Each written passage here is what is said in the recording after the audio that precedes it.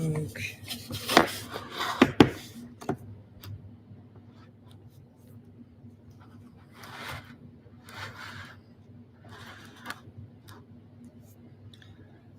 Hello. Getting started with these readings here. So I was a little bit late, but hopefully you guys can forgive that. Let's get started. If you guys have a question, we can go from there, or I can just start talking about nonsense and we can go from there. So see what we can do here. I'm going to shuffle these cards just a little bit, get things ready. I hope everyone's having a good weekend so far. Oh, doing a lot of chores today, so I got them done, and now we're going to do these readings.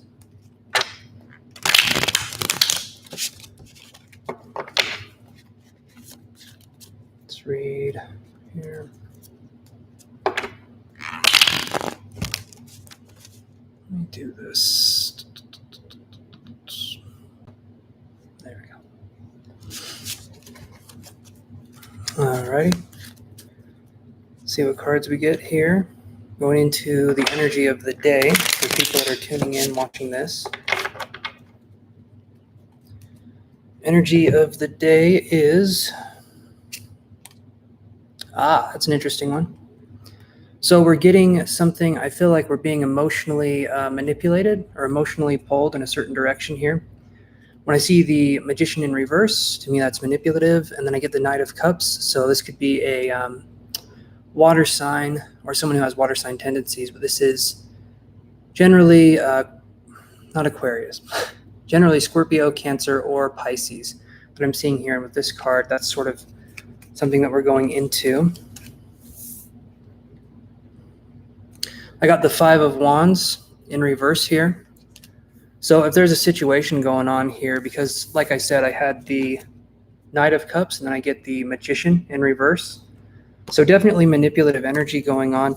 I feel like there's some competition. I feel like something's going on with competition. Doesn't feel like a very fun energy. This kind of energy is very, I guess, subtle. It's more passive, but it's something that's affecting your life. And if I get, and then I get 10 of coins here. So this could be a possible work environment situation. Maybe we're dealing with someone who is manipulative at work, or we're dealing with someone who has a tendency to focus more on the negative side of things, negative kind of emotions, kind of almost someone who like stews in that kind of negativity, if that makes sense. But I do feel when I see the Knight of Cups, it's more of someone who's messing with the emotional side, right? It's not like a mental thing. I feel like this person's trying to get your goat in an emotional way. But let's keep looking here and see what else we get. I'm going to shuffle the energy cards here, which are these ones, these really, really big ones. And we'll see what we get here. Let's go like this. Okay, do one more shuffle, then we'll go from there. Okay, so this person's energy, something that we're dealing with, is 7th chakra, Archangel Uriel. So this to me could be a person, I would view this almost as like someone who has spiritual authority. It could be something like that. But you could also just be looking at someone who, it's different with this card right here, because this card's about like cosmic consciousness, but I do feel like there's manipulation here, so I'm not sure. To me, it says something like a controlling kind of energy, but I'll draw another energy card here to try and get a hold of this one. And then it's the Victory card on top of that. So this is that's pretty specific, but I'm looking at those two. Maybe through this, your energy, you'll become someone who can connect more. This person's, even though it seems negative, it's for us to learn certain lessons. So that's what I'm sort of getting here, is that there's going to be victory over these lessons. I see us connecting to something much higher than we have before. So focusing less on just the shadow side and focusing more on having things happen where we feel more spiritually evolved, right? That's definitely what I'm getting here. I'll draw one more card here just to make sure, but that's definitely the vibe. It's the Ace of Swords in reverse, and this has been coming up a lot. So the Ace of Swords in reverse, to me, this is intellectual, like not feeling intellectually sound or stable, not being able to start something new mentally, like with these other cards that I got here. If we look at these, so we have all of these cards here. We have the Knight of Cups, we have the Magician in reverse, which is manipulative. Knight of Cups, like I was saying before, that's Cancer, Pisces, or Scorpio kind of energy. And then we got the Five of Wands in reverse. To me, that's, I say competitive, but it's like beyond competitive. It's like maybe it's a game that's disguised to seem like a game, but I feel like there's more riding on it than we think. And then I get 10 of Coins, which to me feels like it could be in the workplace. Or it could specifically be dealing with someone who is, like I was saying, in a spiritual kind of community. That's definitely the vibe I'm getting. But then we had these two cards, again, with the Ace of Swords. It's just an energy where the best thing to do moving forward would be that we need to focus more on our spiritual development and realize that that's why we're here, right? If we focus on the fact that this is happening or this is happening, it takes us out of the present moment, and we can't focus any further. We can't go any further with that kind of energy because we're taking all that we have, all of the energy that we have, and maybe we're in a victim mentality, or maybe we're focused more on why is this happening? Why is this happening? When in reality, there's things here to help us grow and evolve. And that's the mentality that I'm definitely feeling here, is that we need to grow, we need to evolve. And for a lot of people, that can be difficult. That can be a very difficult thing, very hard for us to necessarily understand. I'm going to shuffle one more time here. Going to see what we can get.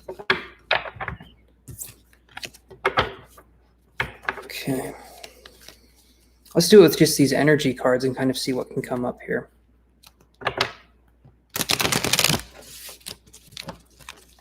If you guys have any questions, please let me know so that I can answer. We can go from there. Don't be shy. I don't bite very much. Oh, Kiru, hi. How are you doing? Hopefully everything's going well.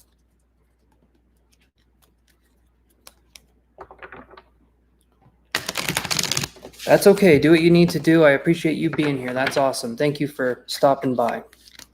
I'm going to try and do these more, so don't feel too bad. Don't feel like you're missing out, because I will try and do these more.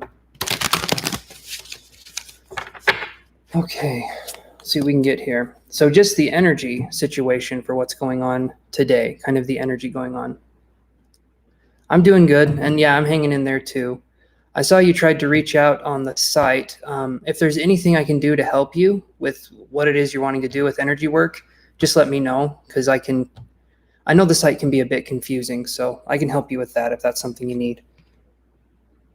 Okay. Hey, Flower Bloom. And that's interesting, because this I got right here. You said Flower Bloom, and this is the garden and the gate. So this to me is a card. Well, I've got these cards right here. I've got Caring Connections in reverse, okay? And then I have the garden and the gate. So to me, I feel like there's something going on here where it's feeling like we're blocked, maybe it could be emotional, but I'm definitely getting something here where there's not energy that's being put back into the relationship that you're in. If there is a relationship, I feel like there's a sense of maybe isolation, if that makes sense, or a sense of maybe not having a caring community is something I could read that as well. So let's look here. See what else we get. And then I get the man holding a coin right here. So when I see this card, and I'll hold it up again. When I see this card, I feel like there could be something involved in the financial part of it, just because, I mean, that's what I'm seeing here. It's going more into a financial state than it is to like an emotional kind of reading. But that's what I'm seeing here, is that focusing on this connection. But let me draw these cards here and get a little more insight instead of just having the energy cards.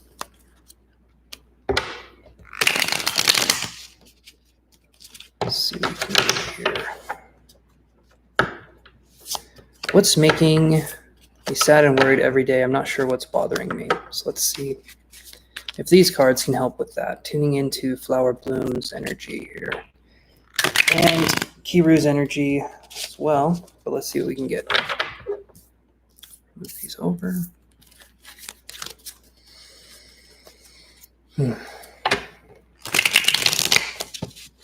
Okay, so what I'm getting here is the Moon card.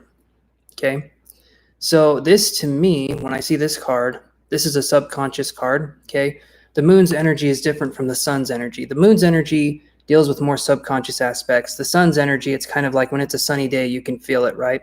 But when you go outside at night, you don't necessarily feel the moon. You don't feel like the heat of the moon, or you don't feel you see the light. And on full moons, it can feel a little different outside. But generally, the moon is more of a passive kind of subconscious energy. So when I see this card, we could deal with spiritual awakenings, right? That can be going on. Dark nights of the soul could be going on as well. If there's a lot of anxiety and we're not knowing why, it's usually there's something subconscious going on. So to me, this is the subconscious. I'll dive deeper though and see what else we can get here, but that's what I'm seeing so far. Okay. And then I get the Three of Coins. All right. So this card is something where, and I'll hold it up again for you guys. You see this guy, he's working on something, right? He has these coins here and he's working, he's studying, he's honing his craft. So when I see this card, and interestingly enough, then we have a man holding a coin, right? So when I see this card here, I'm seeing we're studying, we're trying to hone our craft, but something's bothering us subconsciously. So we're focused on, and especially if we don't know what it is, right? There's energy that's blocked. There's something that's going on where there could be this overwhelming sense of sadness, and maybe we don't know where it's coming from, like you guys are saying.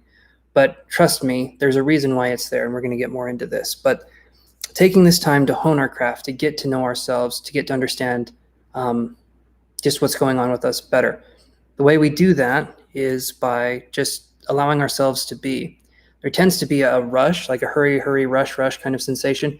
And when we're dealing with these kinds of issues, the faster we try and go, the less we're understanding the lesson. If that makes any sense, you guys. We need to slow down instead of speeding up, even though it feels like a holding on to a bar of soap situation where you have to hold on to it really tight or it'll slip out of your hand. But if you hold on really tight, it slips out of your hand faster. So we need to calm the energy down. We need to focus on getting ourselves to a level playing field and going from there. So let's draw another card here and see. And then we get the Knight of Cups in reverse, okay?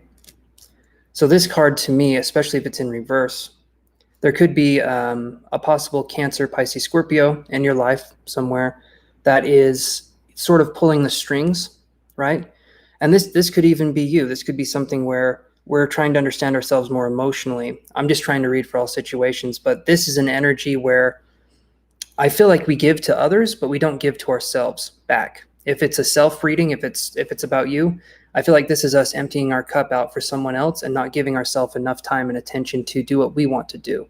Usually the reason why we're feeling sad or upset, there's like an energy, right? There's an energy situation going on and we're not tending to our own needs. Maybe we're quieting ourselves down so that we can lift other people up, but that just creates a situation where eventually resentment follows. We need to focus on building ourselves up over time, and we need to see exactly what that feels like to focus on ourselves, because I know for a lot of us out there, us empaths, we have a tendency to feel guilty or indebted to people that are around us. We feel guilty that we can't spend time on ourselves, and if we are spending time and attention on ourselves, we feel like that's wrong. We feel like that's gross. That's gross. I don't want to do that. I don't want to spend time with myself because other people need me. But you need you first, and then other people can come along. You need to fill your cup up first every day, and then you can pour it out to other people, okay? Does that make sense so far, you guys? Just so that I'm not rattling on for no reason.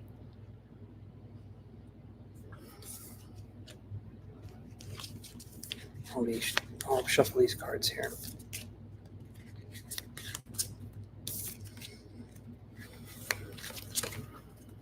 Gotta take these ones too. Gotta shuffle these.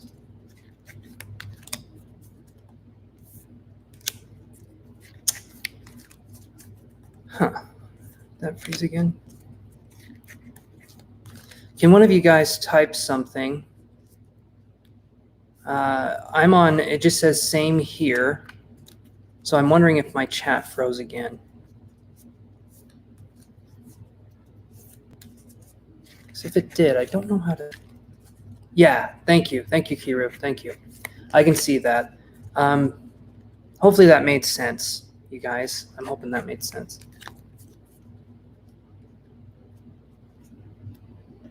And thanks again for typing that message out. Do a little bit more here. Shuffle some more cards here, and if there's any questions, we can dive into them.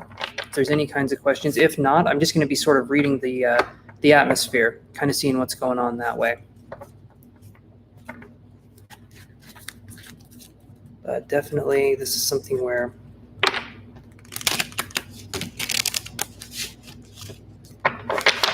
let's see. All right, so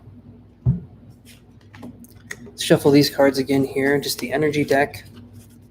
And we're going to focus more on, let's see what's going on with our, I've talked about it a little bit, but our spirit.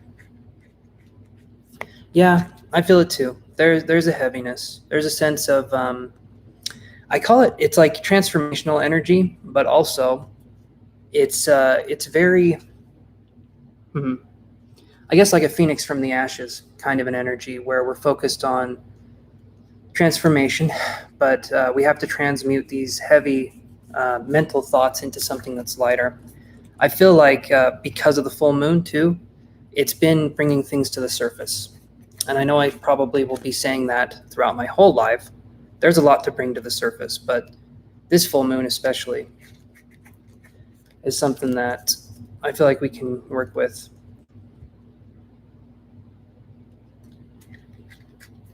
It could be that too. I'm not really sure. Sure, Marwa. Hopefully I'm saying that right. If you want to ask a question, go for it.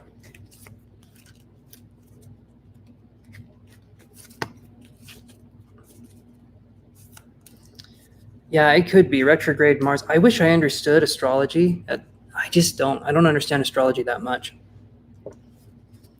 That's one of those things that if I did, I'd probably study it more. But to me, it's very confusing. So people that can do that, hats off. And Kiru, I know you said you could do that, so that's really cool. The Vedic astrology.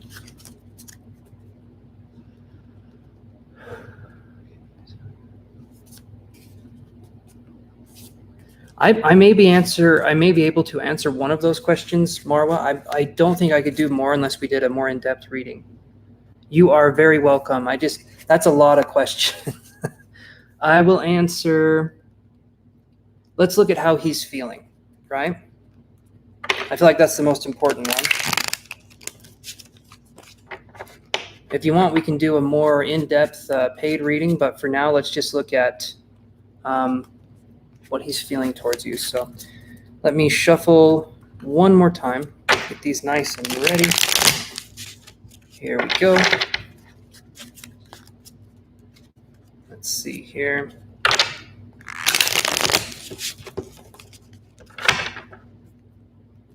Thank you very much. I saw that you liked the video. Thank you so much. I'm going to shuffle these two just so we can have this ready to go. Okay. Oh, we got another person like the video. Okay, so how is he feeling towards you? Let's look. Man, that comes up. This card's been coming up like crazy. Drawn it 3 times already, but I will show you here in just a second. Okay, so I get these 3 cards right here. So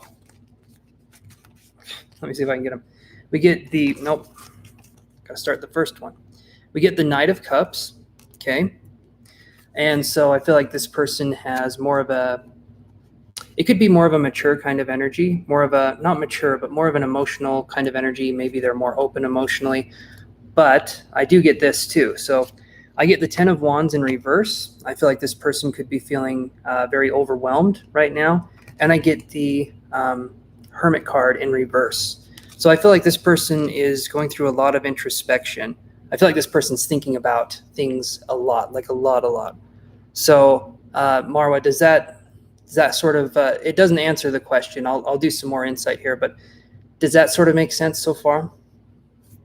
I can draw an energy card here too, so. He stopped talking to you. Okay. Because this right here is going, yeah, he overthinks. That's what I can feel too. So is he a water sign, a Pisces, Scorpio, or Cancer? Just curious with getting that Knight of Cups card. Taurus. Okay. All right. That makes sense because then I get this card here. Again, the man holding a coin. I swear I shuffle these guys, but I keep getting these cards here. So is his contribution when you were with him, was it more of, or when you were talking with him or in a relationship, does he seem to be someone who's more financially focused instead of emotionally focused, if that makes sense?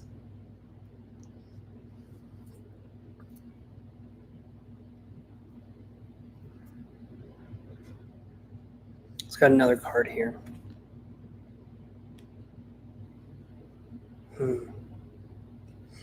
It's interesting. Yes, money. Okay. So I also get this card here, and there's like a vibration with this card. So this may mean something. This right here, it's strategy in reverse, not emotional person. Okay. All right. That makes sense with the two cards next to it. Because the Knight of Cups can be an extremist, would be the way to describe it. So this person here can be an extremist. They're like either all in or all out. Like there's someone who kind of flip-flops and goes between the two. When I see strategy in reverse, I'm wondering here, has he done this before? Has he stopped talking to you before?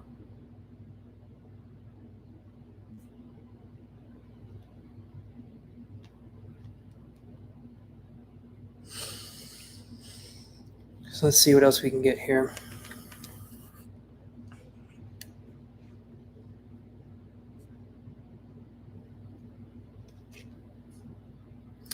Okay, yeah, this is really interesting. So I get this. Hello, Mika M. Hopefully I said that right. I get this King of Coins in reverse, and then I get the man holding a coin, right? We had that. When I see the King of Coins in reverse, that is that Taurus energy. It's very stubborn. When I see the strategy card in reverse, because of the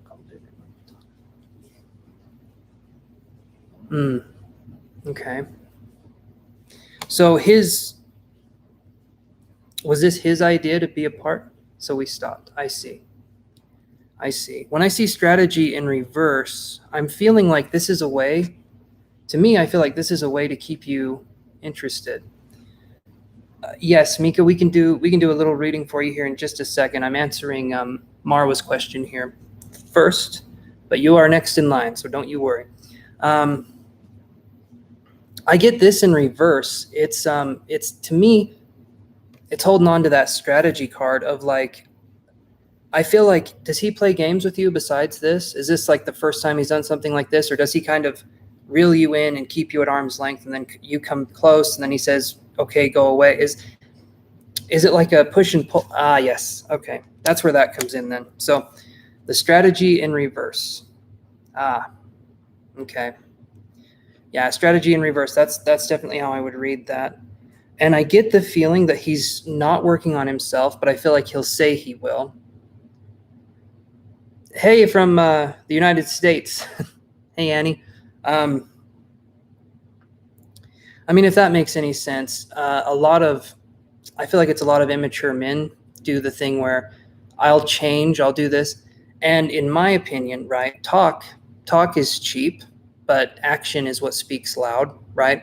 Action actually shows you're going to do something. But if it's talking, or if it's not talking, I feel like there's a tendency for this person to try to run away from the truth of a situation. I get a sense of someone who's really trying to not address issues as much as they possibly can, right? Like they're focusing more on Canada. Yeah, Canada. Yeah. So, but I just get a sense of someone who's not mature enough to say what's on their minds. May you know what he's feeling. Okay, let's look at that. Might as well, because with these kinds of people, it's interesting, right? Let's look. All right. What is he feeling? Yes, I hope we talk more, Kiru. I hope to see you very soon and we can talk and schedule that session. Take care, okay? Okay, so, no, you're good. You're good, Marwa. Don't worry. I'll answer this question. If you want to do something more in depth after, then you can, yes, I've got the card right here. We can do something. You can go to my website. You can book something with me personally. My rates are pretty fair. So right here, Marwa, I'm getting storm warning, okay? So this to me, this is someone who is not, you're welcome. You're very welcome. This is someone who's not willing to face what they've done. When I see the storm warning card, I see this right here, and I see things that are in disrepair. So what I feel with this card is that we're focused a lot on, I feel like this person, if there was ever an argument or if something ever happened, I feel like you come to them, you say, I'm sorry, and I don't feel like we can ever talk about past issues. I feel like it's more of a situation where they would rather just keep looking forward, not address anything that's happened, and then hope that you would be, okay with that. And in an actual relationship, that's not good. You should always be able to talk about things in an actual relationship, no matter what it is. If you did something, if the person did something a couple years ago and it's upsetting you, you should be able to talk calmly about it. Or if it's been a couple weeks ago, there should never be in a relationship places you can't talk to or talk about, right? And a lot of men also have this thing where it's like, I don't want to talk about my childhood. That's not important. And it's like, well, it's you when you were younger, and there's been several key psychological habits that happened from there. So childhood is very important in development. And I feel like that's just kind of the energy I'm getting here. So Marwa, you let me know if you want to do something. You can visit my website. Again, my rates are fair, and we can dive more into it. But right now, like, just so that you're not getting your hopes up right here, right now, it feels like,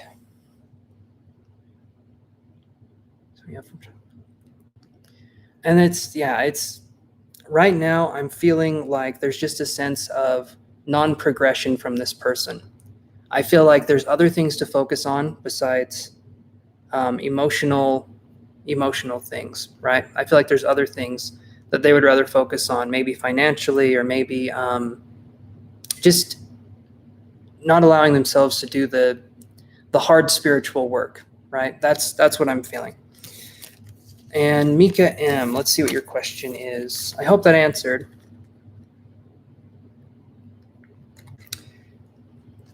All right, Annie, we'll do your question after we do Mika M's question here. And again, you guys, if you want more depth for these, you can visit the website. And you can talk to me right on the website. There's a little chat bubble there that you guys can talk to me directly. So if I message you, it's not a robot that's saying, hey, what are you doing? It's literally me saying, hey, do you guys need some help? So just know that. Okay, let's do this here. And you're very welcome, Marwa. Let's see what we got here. We're going to shuffle these cards up. I got to get them nice and crispy for you guys. Oh, nope. Got this one over here. Okay. All right, Mika M. Okay.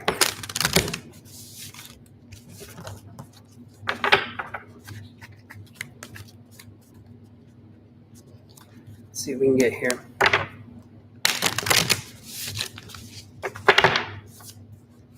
Okie dokie.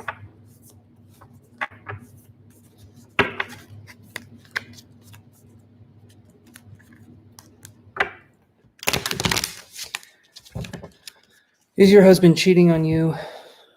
That is a very interesting question. We'll see what we can find out here.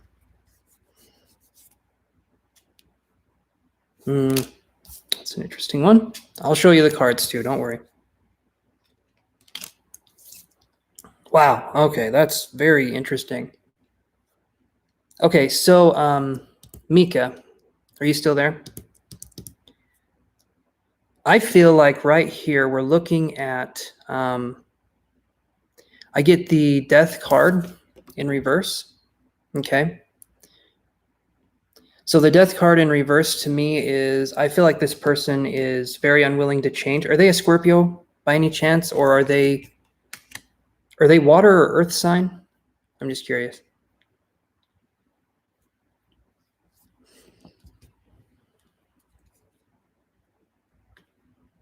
I'll answer specifically that question. I've got these energy cards too that are going to help me get a little more specific, but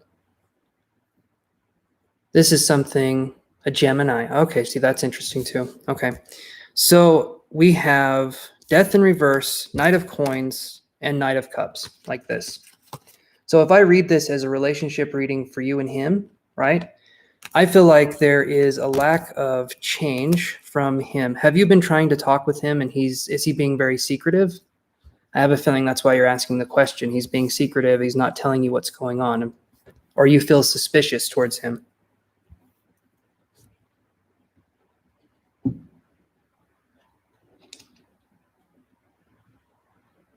Yes, sir. Okay. All right. Let's see what else we can draw here.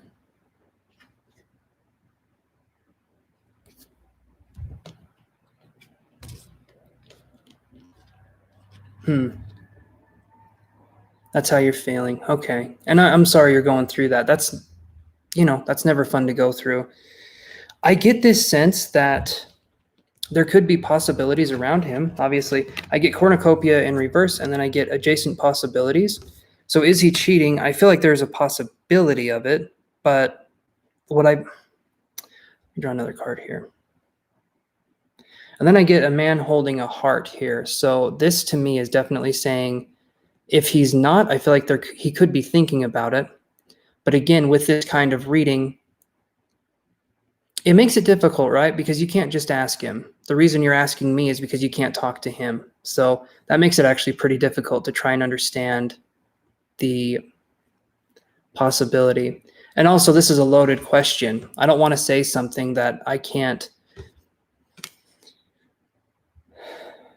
If we do a reading, just me and you, I might be able to get a little more information. But when I'm doing it like this, I can't connect as much psychically, right? That's just sort of how it is.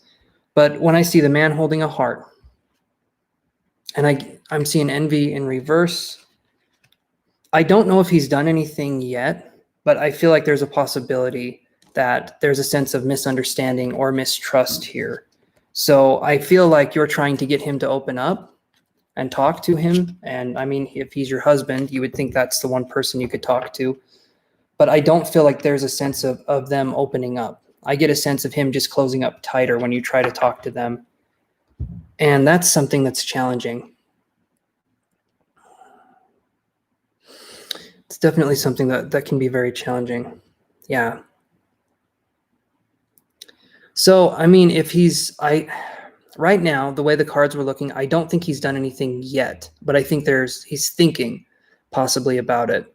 But with men, right, there's a tendency to think the grass is greener on the other side, and they're going to run into the same relationship issues no matter what, because they're not growing and evolving. And so that comes across as, oh, if I get out of this relationship, I can find another person that understands me. No, they're just looking for that next honeymoon phase in a relationship, if they're even looking, right?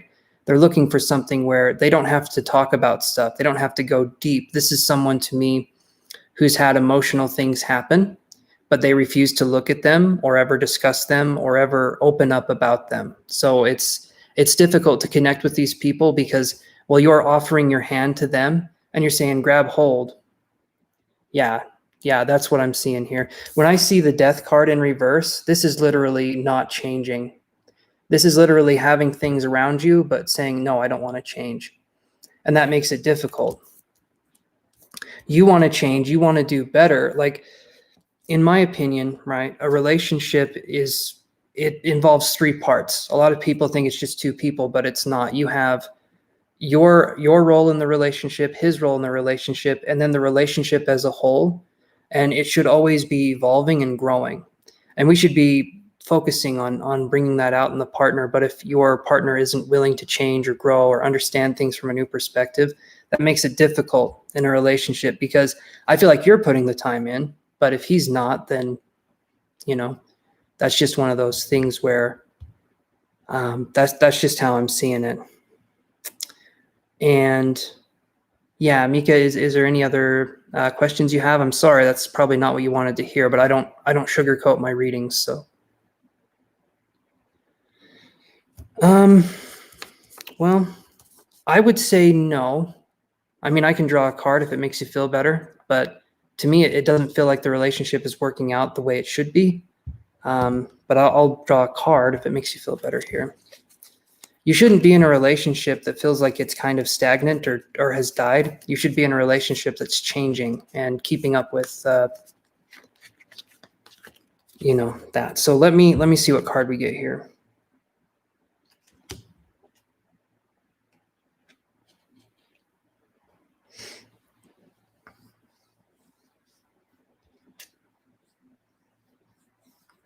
So the cards I get here,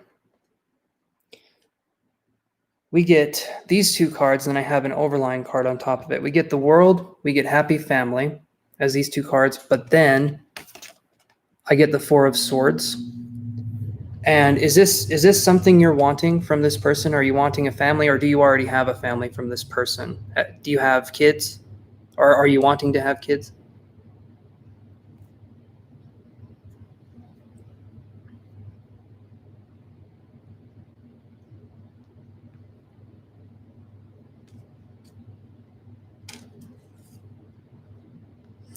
Because that's one of those things that it's difficult to. I don't think we're ever meant to be in a situation that has kind of fallen apart. I think we're meant to keep growing. You want him to be more family oriented with you. And I got the Four of Swords on top of that with the World card. So it would mean the world to you if he was more happy family oriented. But when I get the Four of Swords on top of that, I see someone who's just going to keep, they're going to keep resting. I feel like they're just going to keep sleeping, if that makes any sense. I feel like this person's good at other things, but I don't get the sense that they're necessarily a team player, because the King of Wands card to me is your husband. What does your husband do for a living?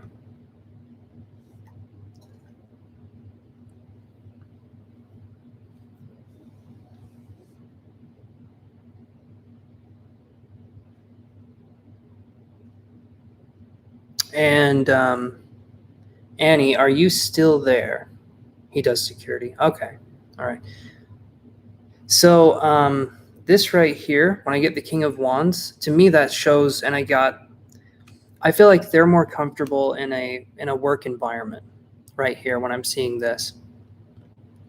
I don't get a feeling, okay, we're coming up to you next, Annie. So write your question down again. So, or is it still up there? Okay, never mind. It's still up there. I can still see it. Okay, so I feel like in this situation, we're looking at, you have a couple choices. You can wait for someone to change, and maybe they'll do it begrudgingly because they feel like they have to, or you can have someone change because that's how they want to fit into your life, right?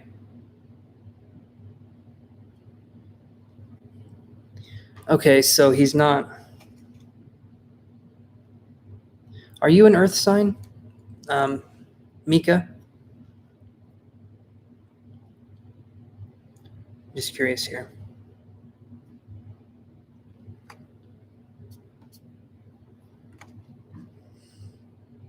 You're a Gemini. Okay, all right.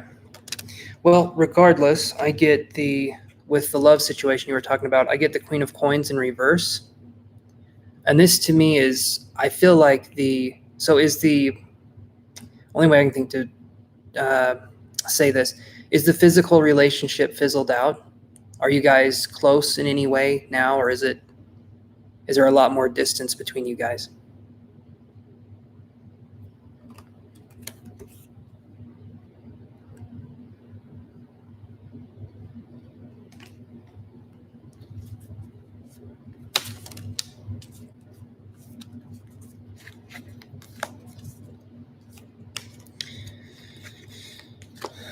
And I know these can be...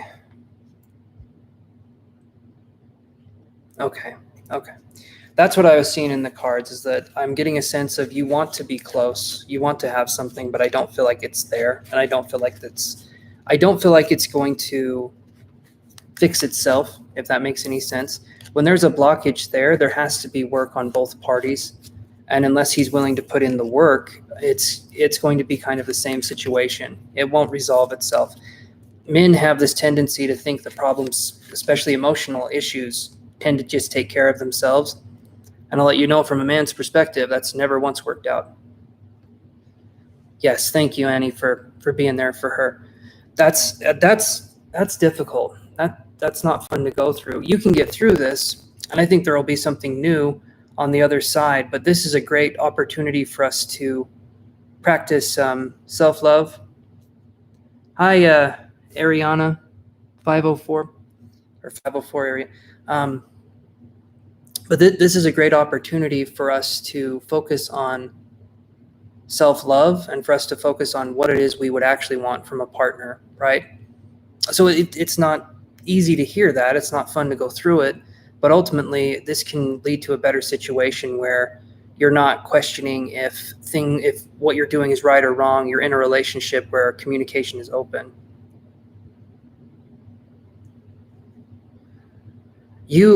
Okay, this is the part of my work I don't like.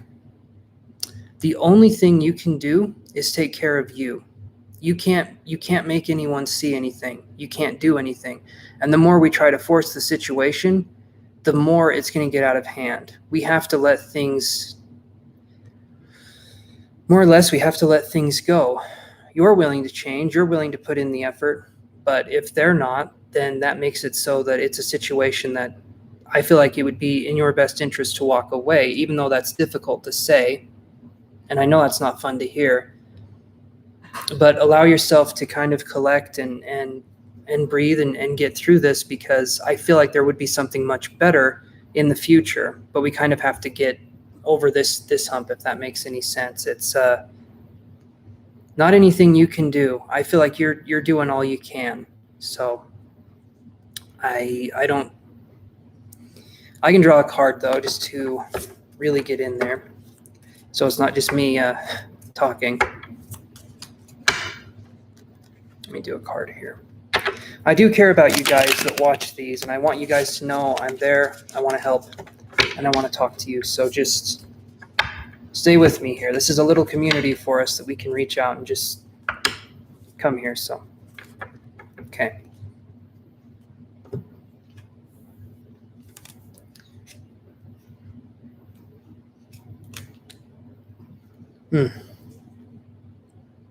Okay, so I get the Emperor in reverse, right? The way I'm seeing it, if I get the Emperor in reverse right here, is your I feel like, and maybe I'm wrong with this.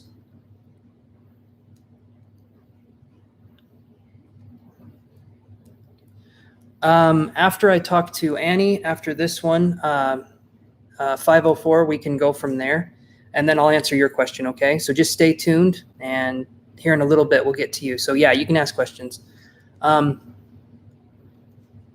So I'm going to say this, Mika, right? And you just tell me. You're very welcome. You just tell me if this makes sense.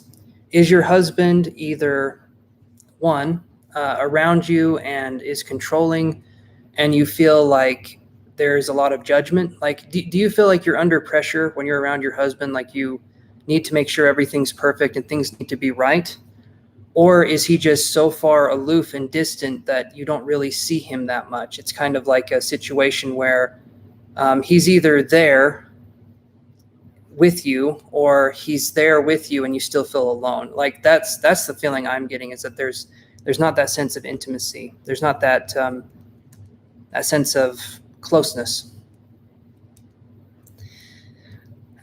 Let me know if that makes sense. I feel like I could have said that better, but yeah.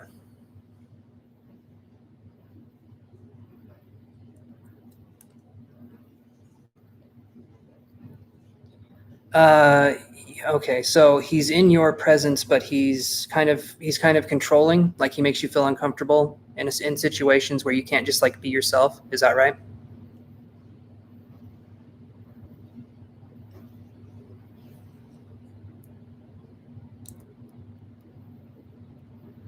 Okay. All right. So then this is where we get to the question here, or where we get to this. Why would we want to be in a situation like that? I feel if we get out of this situation, if that's a possibility for us, and I feel like it is, I feel like we could do that. But I get a sense of unburdening ourselves and starting over into something where we're not allowing this person to be in our lives, because that controlling feeling, and this can come from you know, being raised a certain way. This can come from a lot of different factors, but that controlling feeling is generally, we associate it with love, and that's not love. That's that's control. It's kind of like if we grew up in a household where that's how love was shown, that's how we think it is in relationships too, and it's not. Real love is to let the other person be free and know that they can come back to you and talk to you and show love in that way. That's, I mean, at least that's my take of it. But yeah, and I feel like there's just going to be a tendency to start over in this situation. And that's going to be difficult. That's going to be difficult because empathically, we connect to these people. I believed we are in love. Did I play a part? I'm not exactly sure what that means. I can think of playing a part as in an actor. That makes sense. But I don't know if that's what you're saying. And it's not that you guys, how do I put this? It's not that you didn't have feelings for each other. I'm not saying that. I'm saying that sometimes as the relationship grows, people can grow apart. And sometimes you stay in the relationship with the person and sometimes we don't. Did you play a part in him? No. No. Please don't.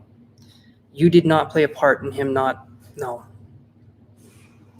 And in my opinion, he's missing out. Okay, if that's what's going on, you did not do anything wrong. I feel like you're someone who's growing, who's learning, and I feel like that intimidates him. The reason why people want to control other people is so that they keep them in a small box. If you're in a small box, you're easier to control and you're less intimidating. I feel like if you're someone who is very smart and you're intelligent, this person, maybe narcissistic, is not going to like that, and they're going to try and keep you small or judge your behavior or make you feel less than you actually are. Okay? Does that make sense, Mika?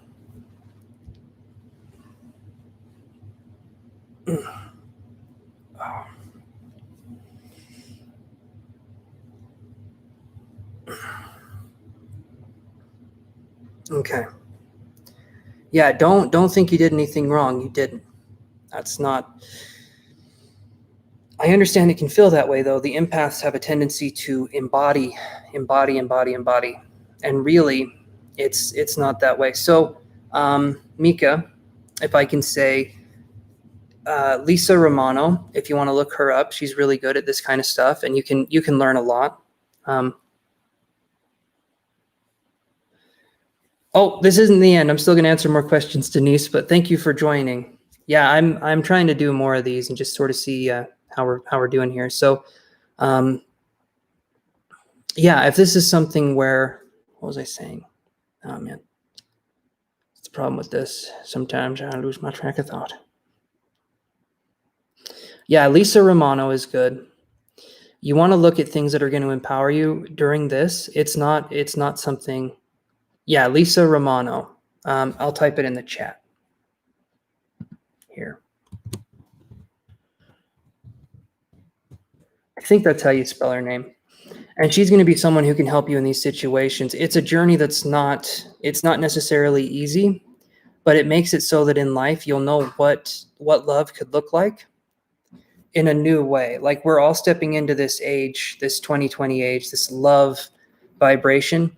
And a lot of the empaths are being called to work on themselves, not others, right? This is us stepping into our own empowerment. We're not allowing others that aren't going to do the work. We're not going to be taking those guys with us. And I don't mean that in a sense of like the rapture or whatever. I mean it in a sense of like people that are in their own shit, their own stuff, let them be there. It's not your job or responsibility to take them with us. It feels like they should go with us, but if someone isn't willing to grow and evolve, you can't force them. You can lead a horse to water, but you can't make it drink. Okay, that's a situation there. Okay, Mika, if you want to do a session, if you want to talk with me one-on-one, you can look at my website and we can go from there. But with that being said, I wish you the very, very best. And I'm going to move on to, let's see, Annie here and go from there. So let's see what we have here. Go up.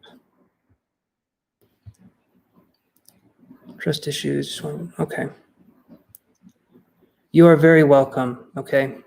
And I hope that helped. I know it's like ripping a Band-Aid off. That's not the funnest thing, but yeah.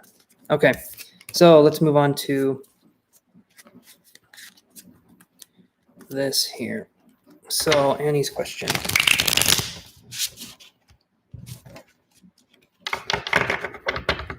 And just so you know, you guys, you go to the website, if you do a one question reading, it's not just me typing one sentence and giving you a brief reading. I try to go in detail with that. It's easier though, because I'm dealing with one person. With this, sometimes there's a lot of people asking for attention. So just realize I take care of you guys and I try to give the best I can. All right. So that being said, let's look at Annie's question. You still there, Annie? That was a weird sound.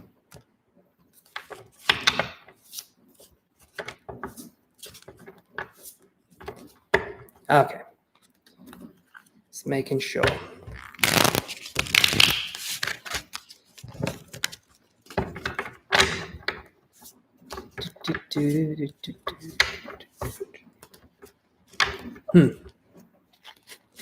Circus music just popped into my head. That was interesting. Let's see what we got here, though. So, okay. I was going to do 3. Oh, awesome. Well, thank you for saying that, Annie. Yeah, I definitely feel like I've done something with you before. Your name seems very familiar. So,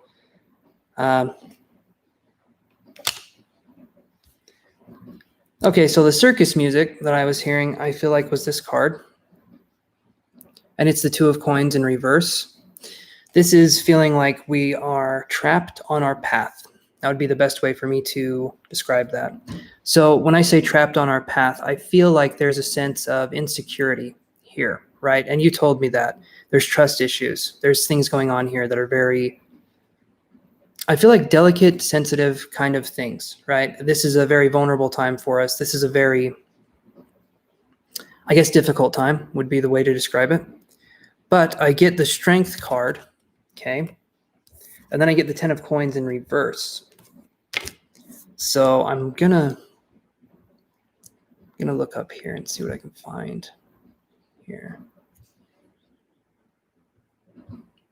So single and have trust issues. Is there anything that happened when I see the 10 of coins in reverse? Is there anything financial that's happened where there's been trust issues there? Maybe someone spending or something going on, or maybe losing a job you really loved. When I see this, to me, it says that there's something going on financially, but I can do another card on top of that. I'm just going to ask questions and keep things flowing. Yes, definitely. Okay. All right. That makes sense. So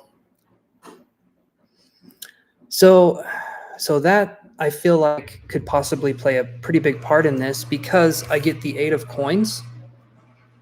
the Eight of Wands in reverse, which normally is very fast-moving energy, or it should be. When I get it in reverse, we're looking at kind of slower moving energy. And obviously, I've got the energy tarot card here, and we're gonna do what we can. Oh man, okay. Let's focus here. I'm getting a tightness in my chest, so that's why if you see me going like that, I feel like there's an energy, not a blockage, just like an energy impedance of some sort, and I'm trying to work it out. Oh, okay. Okay. All right, so we're dealing with this card. This is the World in reverse. Okay, so when I look at this card, we're dealing with an energy. Okay, that's probably why I'm feeling that. So this card here, this is interesting. We're looking at focusing more on, I feel like, the outer world than we are on the inner world. And I feel like we're not progressing the way we want to progress. So I feel like there could even be some spiritual pull in this direction of like, maybe there's a calling that you're feeling, or maybe there's been some evolution of the spirit, some stirring. This could be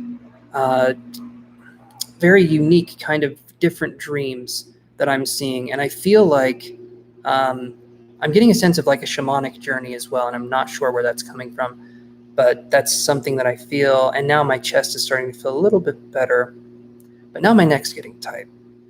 That's interesting. Any of this working for you, Annie?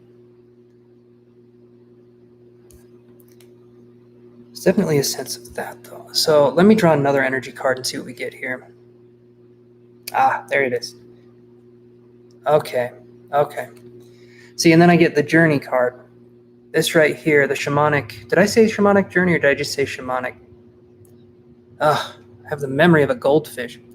But the journey card right here, this is needing to go within. This is needing to find that space. We can sit down. We can sort of have that picnic with ourselves. We can understand who we are better. So what that means is that we get rid of whatever isn't us. The flame, what is it? The flame of passion will not burn you. It will just burn what you are not, right? So this feels like a situation where we're focusing on a journey inward. We're focusing on the soul, and we're focusing on having a sense of energy, having a sense of flow, right? This is a different kind of energy. It's hard for me to focus, so just give me a second.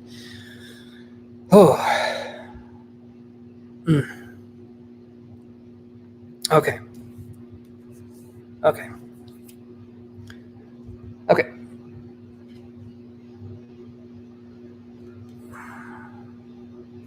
I get the hostilities card in reverse. So this to me is being harsh with ourselves, right? This is focusing on us not allowing ourselves to leave well enough alone. I feel like if there's a mistake that happens, even if it's tiny or if it's something small, there's a sense of like, oh, stupid, or there's a sense of like, I shouldn't have done that. And I feel like it's over small things. I feel like there could be this almost like a perfectionistic attitude towards things. And that could be where the blockage is here, because so the way the chakras go, if you don't mind a little bit of talking about that, is the first chakra, the root chakra, is about stability and it's about structure. The second chakra is about passions and comes from childhood. Okay. The second chakra is about passion and dancing and kind of going with the flow, sort of, if that makes sense. The third chakra is the willpower chakra. That deals with the solar plexus. And that's the energy to make a decision, stick with it, and follow it through, right?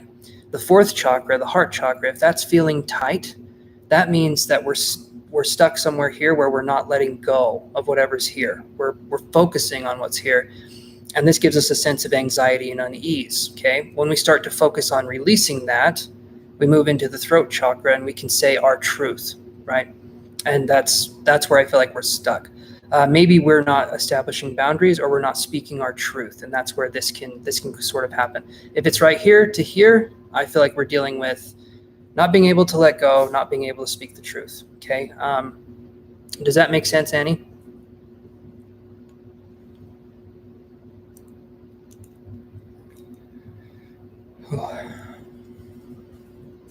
Okay.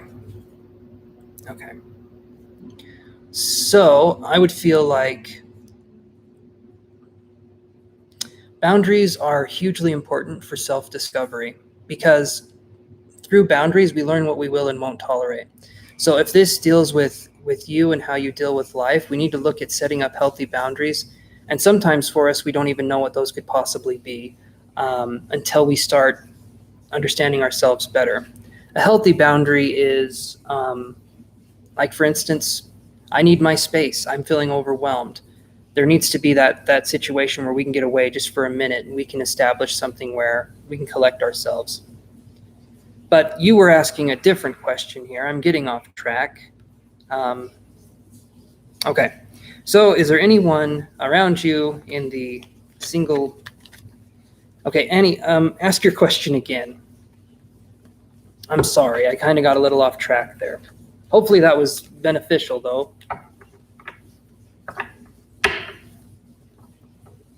And then Ariana, right? Are you still there for our next question?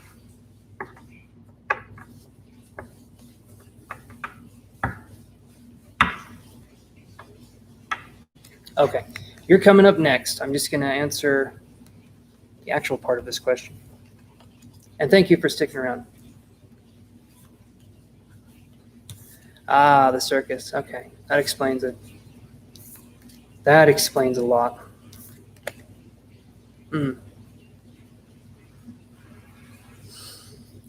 Oof, man. Such a tightness in the chest here. Okay. You're very welcome. Okay, so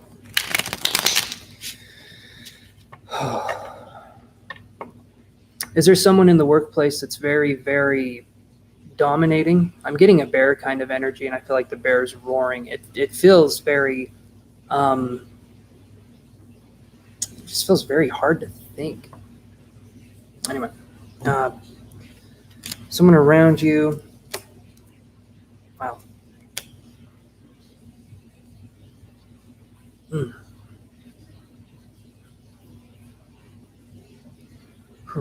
Okay, so I get the Ace of Swords in reverse. I get the Justice card, and I get the Page of Coins. So when I look at these cards here, I'm seeing, first off, there's either a Libra, a lot of vocal personality. Okay, yeah, that makes sense. The Ace of Swords here is a card where intellectually I'm feeling like we need to do something, where we need to focus more on our inner world. I feel like there's a blockage here. And it's not a huge blockage. There's no huge blockage here. It's just like, I feel like shifting gears, right? And I can draw a clarifier on that. But when I get the Justice card right here, I feel like we need to find balance. And then we're going to become the Page of Coins. The Page of Coins, to me, that could be, are you looking into... I don't feel like you're necessarily looking for a new place to work. The Page of Coins, though, could just be maybe approaching something differently. What is it you do, Annie? Do you do anything? I feel like it's more paperwork, but I'm not sure. Like, what is it that you do primarily? Then I can do this here. Factory. Okay. Okay.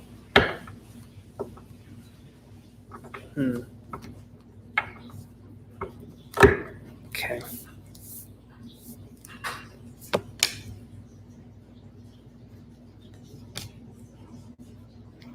See, that's interesting. I said I don't feel like you'd necessarily be leaving, but I do get that this is not your passion, and then I get the walking away card. Okay. Is this a job that you have as a security blanket, not necessarily something you want to do, or do you enjoy this job?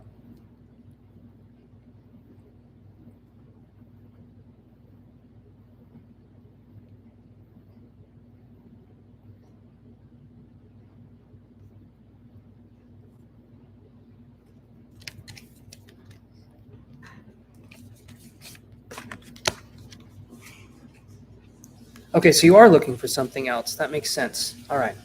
Because that's what I had here was the page of coins, and to me that was a new job opportunity. I feel like there has to be balancing here first. Until we work on the trust issues, I don't feel like we're going to find anything that works for us until we need to understand where the trust issues are coming from, right? So I feel like the trust, I'll shuffle one more time here. We'll answer this question. And then I'm getting a sense I don't feel like there's a hurry for this situation. In time, things will play out and everything will be okay. But I'm feeling a sense of like letting things take their course. If we're in a place now where we're feeling more withdrawn or we're having trust issues, then okay, that makes sense.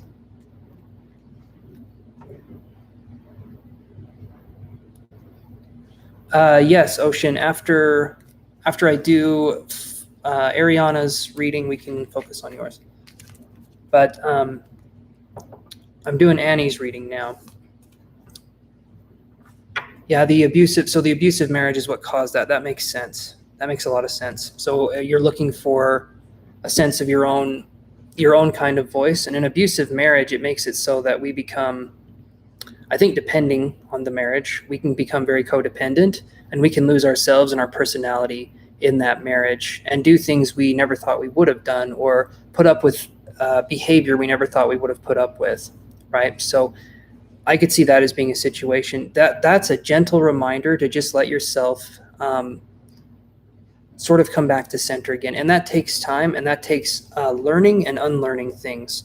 So that to me is what I see. I feel like there will be a new relationship, but it's going to be a little while until the energetics of this is sorted out. Does that make sense, Annie?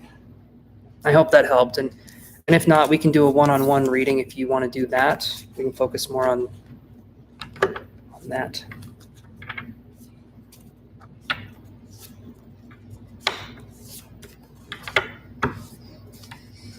Okay.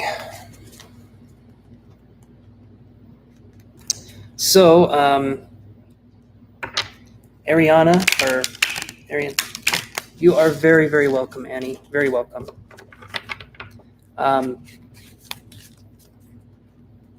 If you want to ask your question again, Ariana, however you say your name, 504. If you want to ask your question again, that'll work. That'll help me here.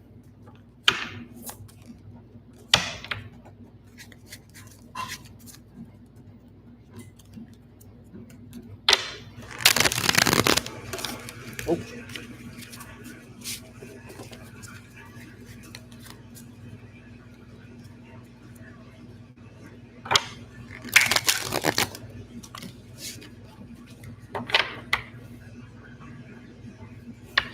Did your Pisces break up with you?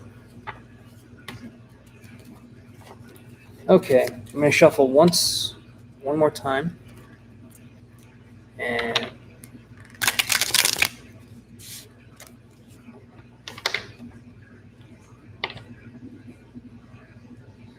Denise. Okay, you'll be after Ocean. Denise, we can do that. I'll have time. I'm gonna be going for a while longer, so don't worry about that. All right. So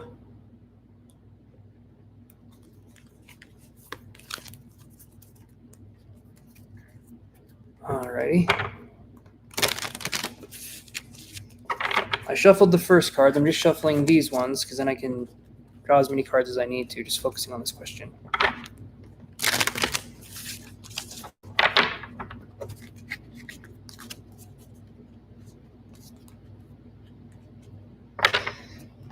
I don't know if this is pertaining to you or just spirit in general. I'm just going to throw it out there. I'm getting the name like Fred or a name that starts with an F.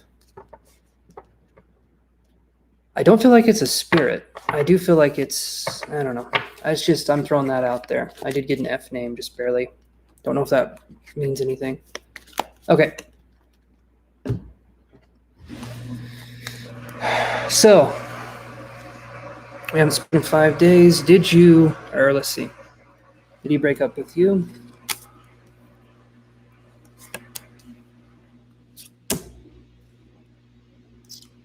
Okay.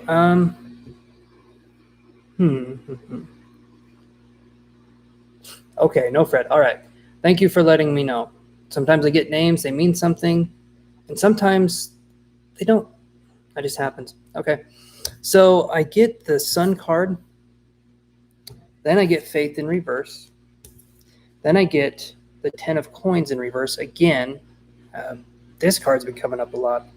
So the 10 of coins in reverse is definitely a card where, was the misunderstanding, was it financial? Or was it something to do with maybe moving in or something to do with that? I'm curious. The misunderstanding here feels like it's more physically misunderstood, but maybe it could be something else.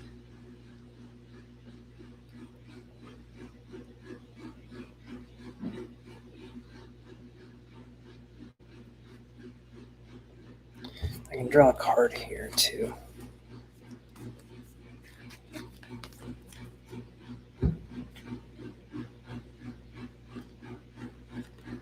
That's interesting.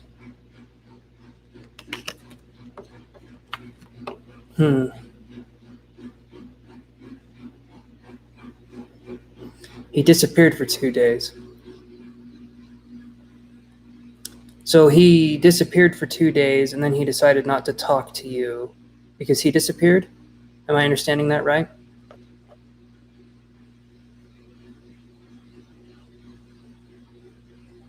I see. Okay, I see. He ghosted for a minute, and then you're okay. So this is what I get. I get, and I never get this card. I get deceit, okay? And then I get the temple path in reverse. So I get a sense that I feel like this person kind of has you in a way that's, because the disappearing for 2 days, and they didn't explain why they disappeared for 2 days, or did they try and explain? I'm just curious if it's a game of tit for tat, like, you know, like, oh, okay, that makes sense. Okay, so I see it as someone who's kind of stringing you along in that way. If they keep doing it, maybe they feel like they get attention from it. Because when I see the deceit card, I get a feeling that that's kind of how they handle things. Do you feel like they're a pretty immature person when it comes to just relationships or love, or because a real person usually stays around, or they tell you why they're leaving, and then you kind of have an understanding. His sciatic nerve. Okay, well, again, I do feel like the deceit here and the temple path in reverse.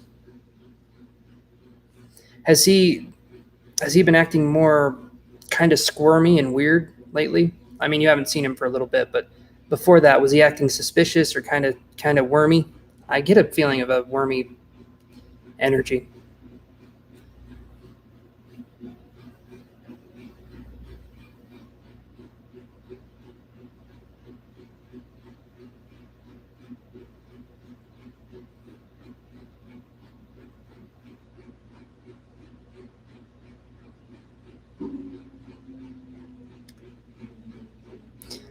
In my adult life, I've never had anything happen where I just left and didn't say anything to someone.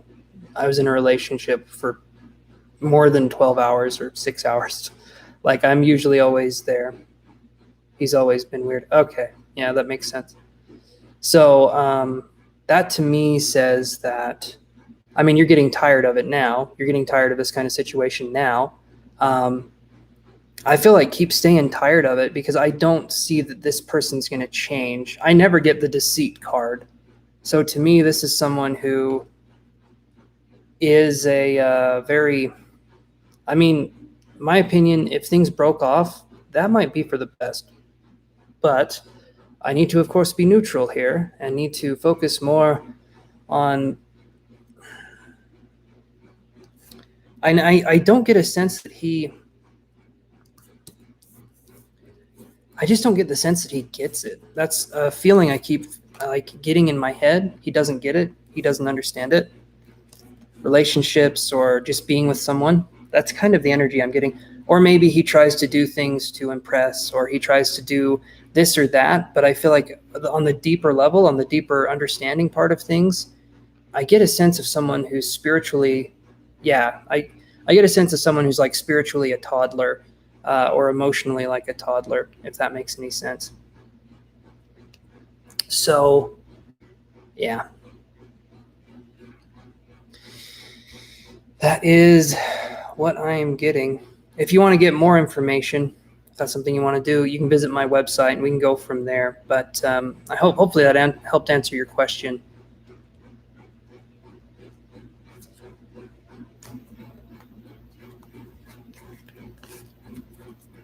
In this day and age, we shouldn't be.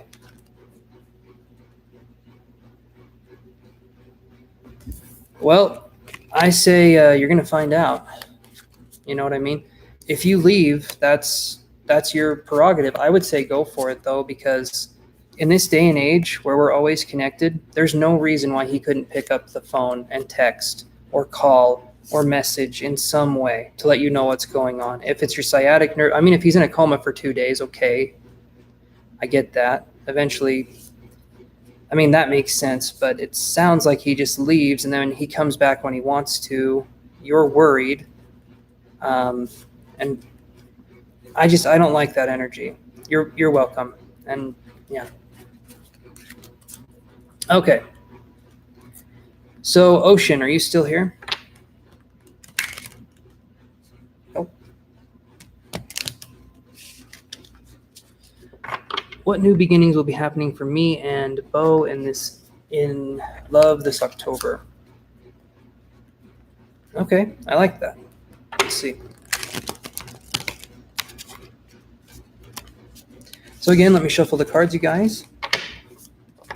Go from there.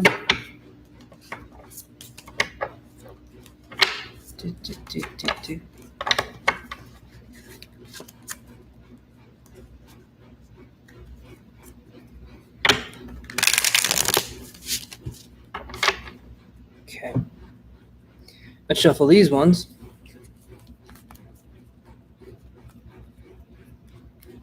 And then Denise, I'll address your question after this, okay?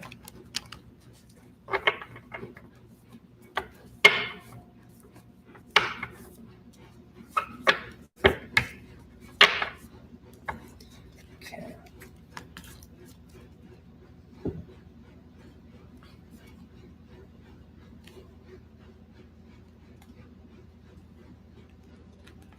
No problem. Okay, so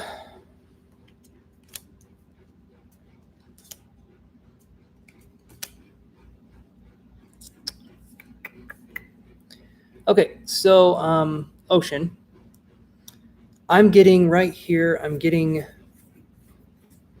is this person someone who's far away, or is this person someone who you're in physical contact with? Hey, Petra.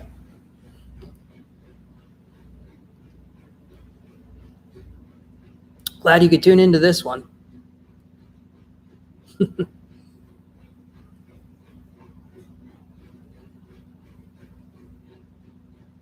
35 minutes from you. Okay. So what I'm seeing here, so is this person awesome? Is this person I'm feeling like, are they an Aquarius or a Pisces, Cancer, or Scorpio?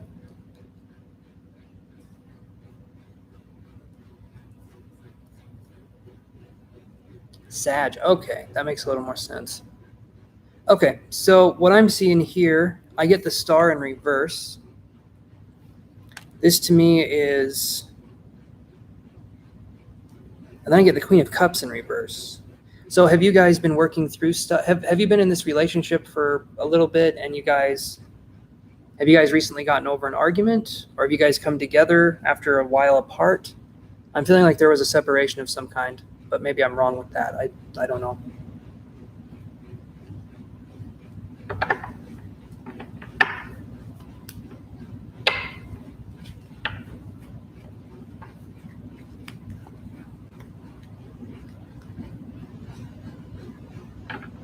Okay, that makes sense. So I'm seeing, because I got these cards here, I get the Queen of Cups in reverse, and then I get the Nine of Cups. Okay, all right, that makes sense. So the Queen of Cups in reverse, I feel like emotional, like working through emotional things. Maybe working on something where, is this person not able to do things they were able to do before? Is there like coming to terms with physical limitations? Is that what it is? Or maybe it's something else entirely. I'm not sure. This to me, though, feels a lot of change. Okay, because of our career paths. Okay, that makes sense. I feel like things will be okay in this situation, but I'm getting a sense of there still being, I want him to retreat and take a vacation. Okay, well, there we go. And is he putting up a fight with it? I get hostilities in reverse, and then I get the seventh. Okay, so this person, you want them to take a vacation. Are they resisting the flow of, like, I'm feeling like you're coming in, you're wanting them to do something, and then maybe they're resisting or they're pushing back, saying, no, I want to do this first. I get a sense of, no, let me do this first. Is that correct?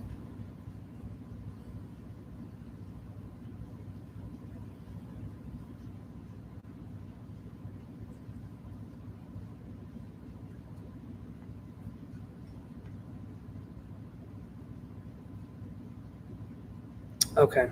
Okay, that makes sense. That makes sense.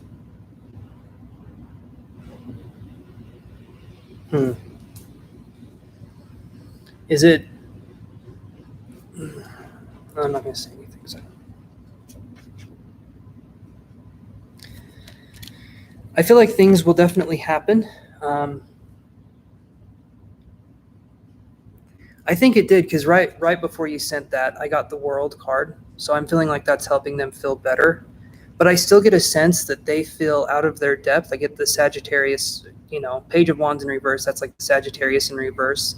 So I feel like this is uncharted territory, first off.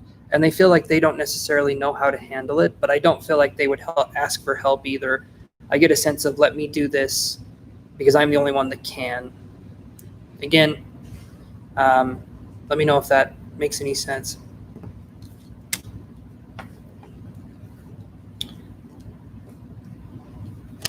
I can draw one more energy card here.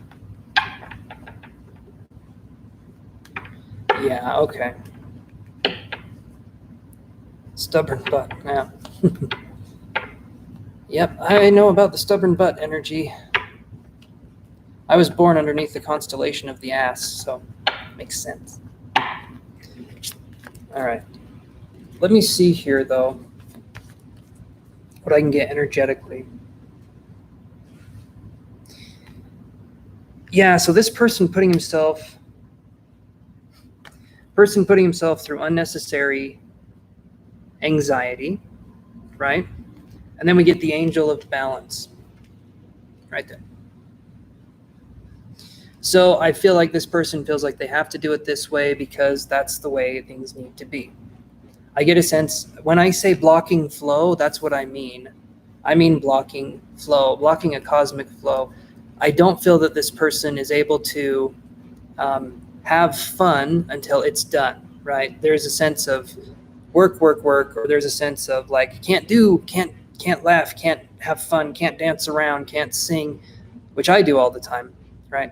But you can't do that stuff. Yes, his mindset. And it's just his mindset. It's not necessarily that there's anything particular that needs to go on. It's just putting himself through the ringer more than he needs to, right? And with that, so your adventures with him this October, right? I feel like there's definitely going to be connection, but yeah, the inner child. Yep, that's a journey that. Hold on, my washer's going off. There we go. It's done. I don't know if you guys could hear that. It has a beautiful singing voice. But what I see here is that we're focusing more on. I feel like this could be a time for him to develop that sense of his inner child, and you're going to help him. But this right here is the Nine of Cups, and that's a fulfilling card. Eventually, I think he'll get it. That's just what I'm seeing here. But it's a lot of, I have to do it because I have to do it. And I get the feeling of like, I need to do this because I'm a man, kind of an energy. And I don't know why I sound old. I'm a man. I can use my regular voice. But that's what I'm feeling is going on here. Sort of a, yeah, that's what I'm feeling is going on here. So things will work out, but there's definitely energy here where it's like they're putting themselves through more than they can go through. The only thing you can do is just let go and let them do their thing. And that's it. I mean, harder we try to hold on, the less likely we're going to hold on. And I'm not saying you're holding on tight. I'm just saying, just let things run their course, right? Let this person, if they feel like it has to be, some people, everyone's an actor, right? And some people put on plays, and there are these grand plays, and there's tragedies and confusions, and there's all these things going on. If this person needs to go through a tragedy or a situation right now, and they have to really be in that, and they have to really focus on that kind of energy, let them go through it. I mean, don't tell them the script's wrong. Don't tell them that there's another way to do it. I mean, that just let them go through their own suffering if they have to, and just be there for them if that's something they want to do. I know it can be frustrating, but yeah. So that's what I'm seeing here. I think things can happen in October for you, but it's going to be, I feel like it's going to take a little bit more time, maybe a month or so. I'm not sure. Just the energy I'm getting is very like, I need to do this now. That's what I'm focusing on. And I get this, this image in my head. It's like someone's reading a book, and then you come up and you pull the book down from them, and you're trying to get their attention.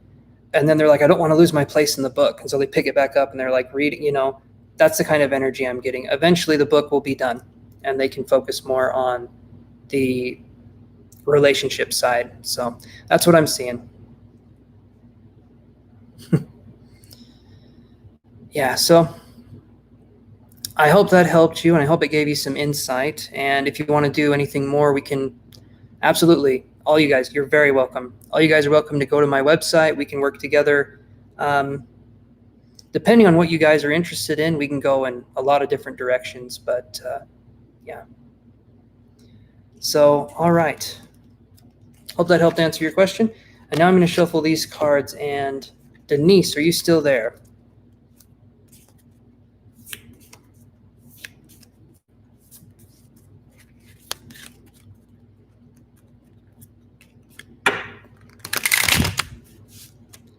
Okay.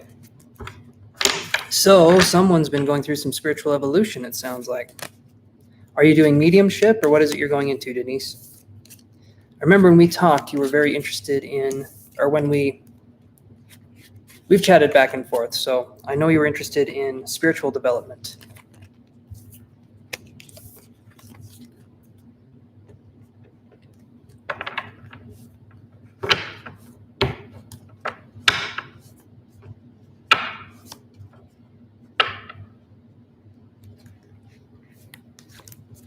I'll let you in on a secret, Denise. And you might not like to hear this. You'll never become a master. But that's what makes it fun. We're always going to be the fool card in these situations. We're always going to be learning. Mavis Patilla, all these really old mediums, Gordon Higginson, I mean, he's passed on, but all these older mediums, they never mastered it either. And they spent their whole lives, or or, you know, dabble in a lot of things anyway. Let me turn a light on real quick. I'm coming right back.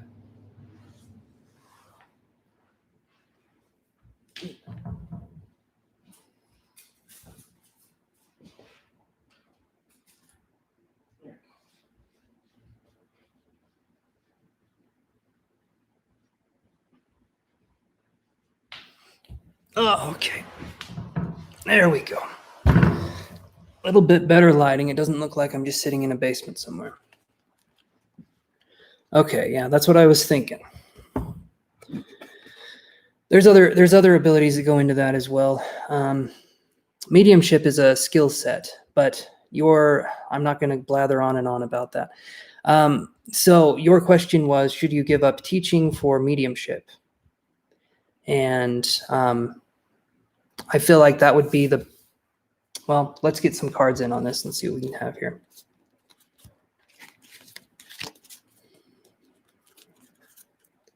Let's see what we can do.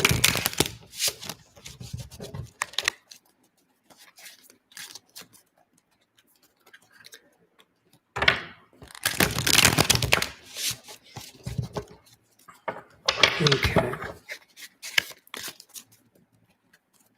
So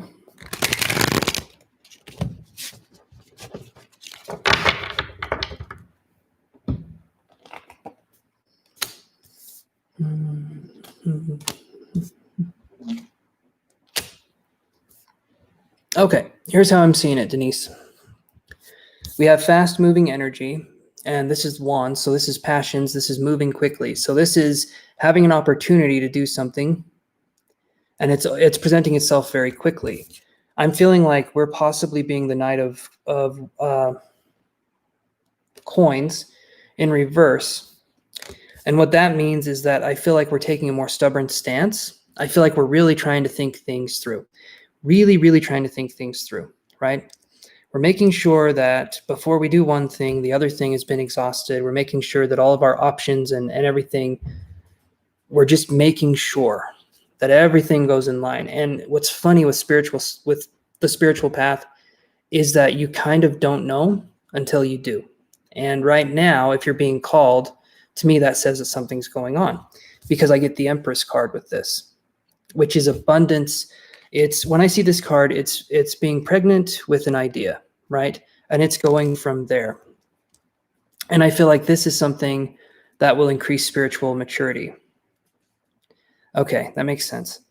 So the spiritual maturity part of learning mediumship, maybe that could be intimidating. Maybe saying that you are a medium, maybe coming out and saying that could be difficult, or putting yourself out there as a spiritual advisor could be difficult. Is that something that's going on? Do you not identify with that as strongly as being a teacher?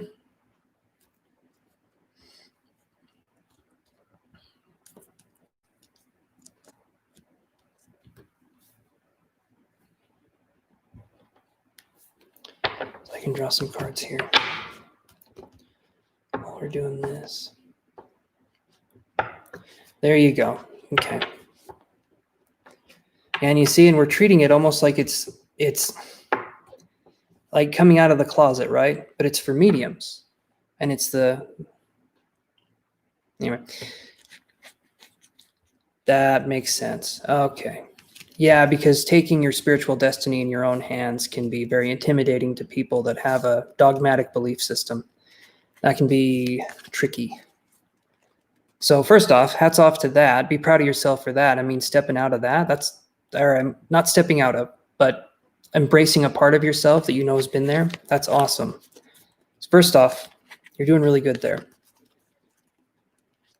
Let me see what energy cards I can get here.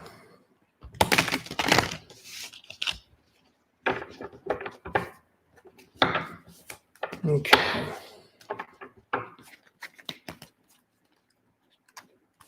You're very welcome. And if you want to do some development exercises, we can do that too. Denise, I don't know how far along you are in your mediumistic journey, but might be able to help, possibly. So depending on what it is you would be looking. Anyway, let's focus on the question.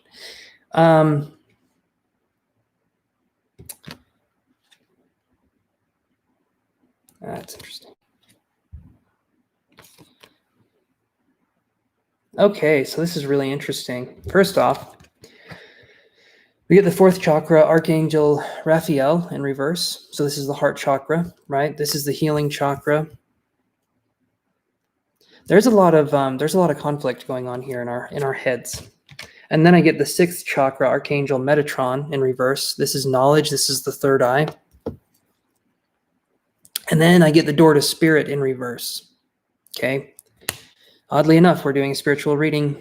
Spirit comes in, lets us know what's going on. So when I see these cards right here, I'm focusing on, we need to open up the heart and the intuition so that spirit can come join us. I feel, to me, there's not a huge blockage here. It's not like that. To me, it feels like there's maybe a pretty strong sense of self-doubt, or maybe feeling like we don't have the right stuff, right? And that to me could be the reason why we're looking at not possibly pursuing this. And when you put yourself out there as a spiritual advisor, spiritual teacher, okay, yeah, see, and that to me could be where this is coming from, because it's all in reverse. And the confidence part is tricky, because on my journey, specifically, my confidence was never there before I started doing it. And then it came in. You're never, I mean, I shouldn't, because my journey was a little bit different. Like, I woke up one day and I realized I could do mediumship, and I just was able to do it. But then it's like spirit gave me a sneak peek, because then after I was able to do that, I had to relearn how to do it again, right? And I'm still relearning.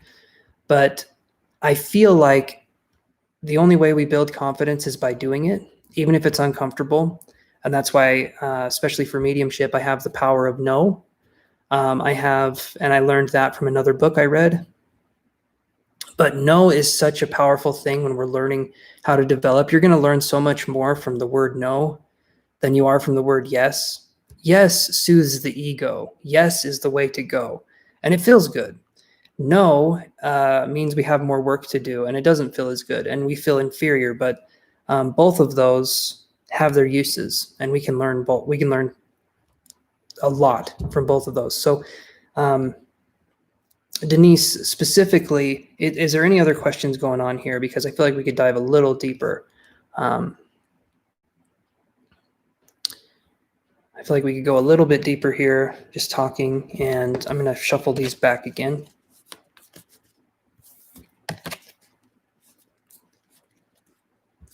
And after Denise, is there a question that someone has? I'm still going to be addressing you, Denise, but if there's another question that someone has, I can do that too.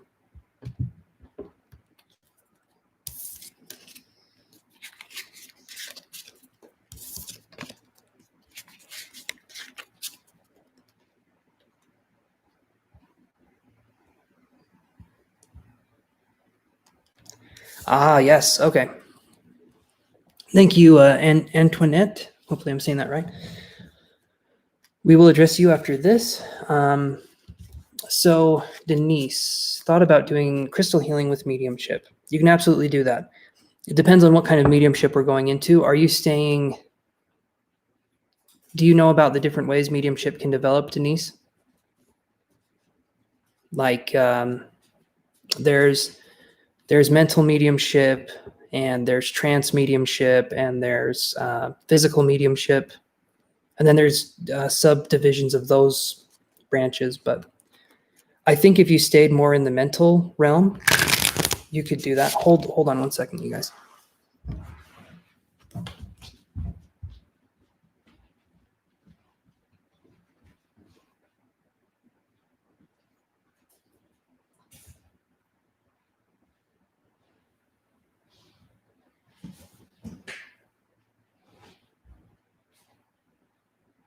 Okay.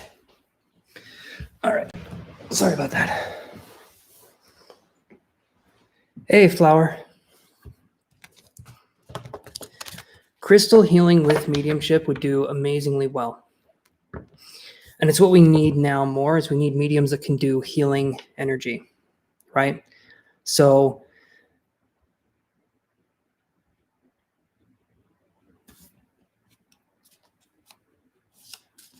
Flower Bloom, I might get to you a little bit later here. I don't know if you can go back in the chat, or if this goes live, you might be able to look at it there. But I'm glad you came back. I just don't know if I can help you at this moment. Okay, you want to learn in so many areas.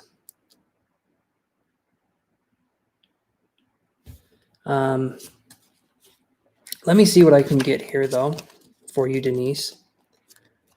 Because crystal, like I said, crystal healing is really good. Focusing on the spirit world and then focusing on the person that's sitting in front of you, or maybe you're doing online readings, and letting the energy kind of triangulate through you. That's a really powerful way to help heal people, because you're using spirit energy, and those guides know what to do a lot better than we do. It's just an act of letting go and letting the guides take the wheel, so to speak. And letting go is its own thing, but with practice, we can learn to do that. So I would say give it some more time and let yourself focus on developing some key areas of what it is you want to learn, because especially if you want to do something where you're going into mediumship, or you're going into crystals, or you're going into whatever, don't focus so much on the knowledge part of it, because you're providing an intuitive healing service. So we don't need to know a ton before we do this. Our guides are going to come in and do that. Do you feel like you can link with your guides and do crystal work? Have you done that before, Denise?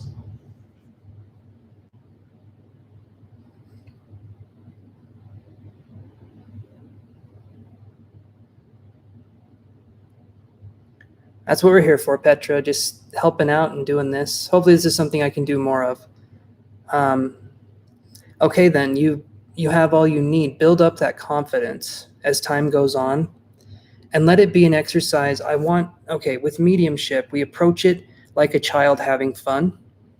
That's what it is. It may be sacred work and it may be helping people, but the way we learn, especially spiritual concepts, is to let our imagination and our spirit sort of come into that place. So, and I can work more with you on that. Maybe doing a session with you or doing something like that. We could go more into that, but I say just keep focusing on building up your confidence by doing, and don't worry about doing it right or doing it wrong. Just do it is the best advice I can give you, because if I didn't start just doing it and putting myself out there, I would still not be doing it. You have to sort of not force yourself, but you have to put yourself in situations that at first feel uncomfortable, and then eventually you get the ball rolling in that spiritual direction. Denise, does that help answer the question?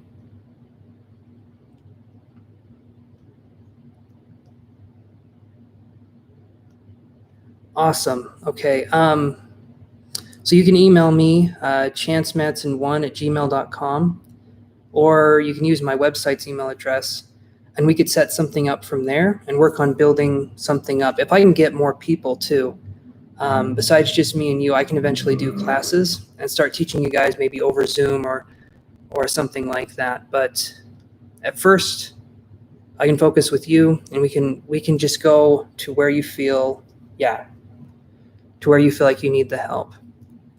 And as always, if you guys really love this, remember to maybe tip if you want to. There's like a little donation button. You don't have to. I'm not saying you have to, but it would make it, I don't know how to ask for that, but I'll work on it. You guys are awesome. Just the fact you're listening to me. Anyway, okay, so Antoinette, you are wondering, feels like you're floundering so far. A little lost, it feels. So, all right, we're going to be tuning into the energy of being lost. Let's see what that's like. Let's see here.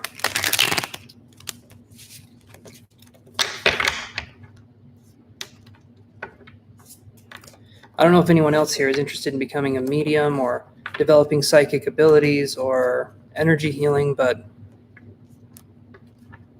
it's a very rewarding job. It's also a job where, give me just a second here, you guys.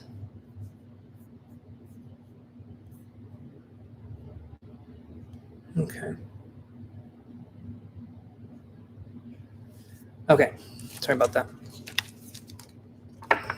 Okay, so it's a very fulfilling kind of job where we're focused more on helping others, and we're also helping ourselves in the process. It can seem a little one-sided. It seems like we're just giving to someone else, but we're actually helping ourselves. We're collectively connected. Yeah, spirit is amazing. Absolutely, Denise. Absolutely. And because of that, because that will be, like, I can help you and guide you in certain directions, but spirit is really the teacher. I can just sort of help take the blocks out, right? I can help understand things in a different way. And that, to me, is fascinating that spirit works through that. Okay. All right, well, let's look at what we have here. We focus on healing the self first, then we can heal the world, so to speak. But we have to focus on the self first. I always equate it to having a cup. Each day you're given a certain amount of water that goes into that cup.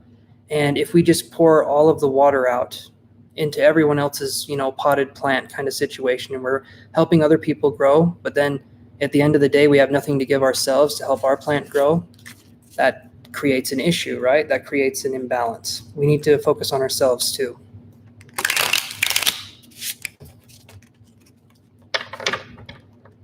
Okay, so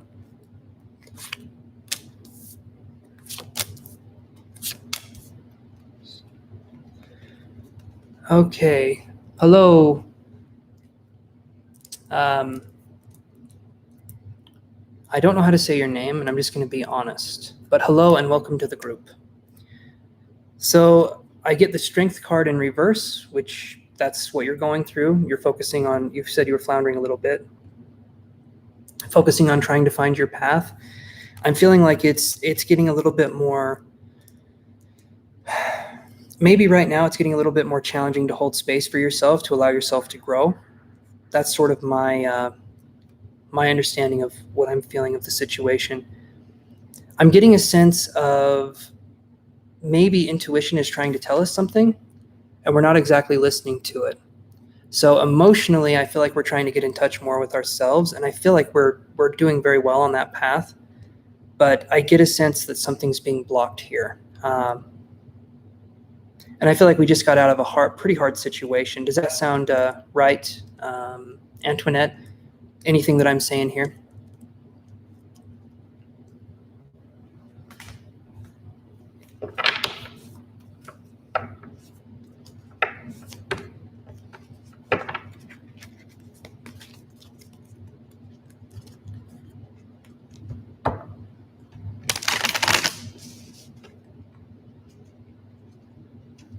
Okay. Confused by your intuitions. Okay, that makes sense because that's what we're getting here. Okay. All right. So intuition can be something, do you feel like you've been awakening more spiritually? Is that something you feel like has been happening, possibly going through, I would say dark night of the soul could be something, but I feel like more awakening. Okay, more awakening to that kind of power. All right. So the way we find out, in my opinion, we find out our intuition, we want to know a little bit more. This is just me talking, but I'll get some cards here. The way we find out about that is, it's kind of like, what did we like doing when we were kids? I know it sounds really strange, but with energy healing, with things like that, did we enjoy nature? Did we enjoy looking at the beauty of the world? Did we enjoy sitting in silence? Did we enjoy contemplating life?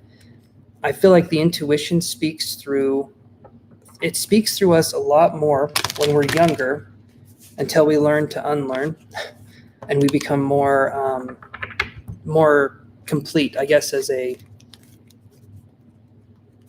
spiritual kind of person. I'm trying to think of the way to word that, but an intuition can be tricky, especially if it's self-intuition, because we need to know what spirit sounds like and what that looks like. And so we sort of need to develop a sense of self-guidance. But let me draw an energy card here. See, and that's interesting. And this card, I mean, I shuffle these decks, guys.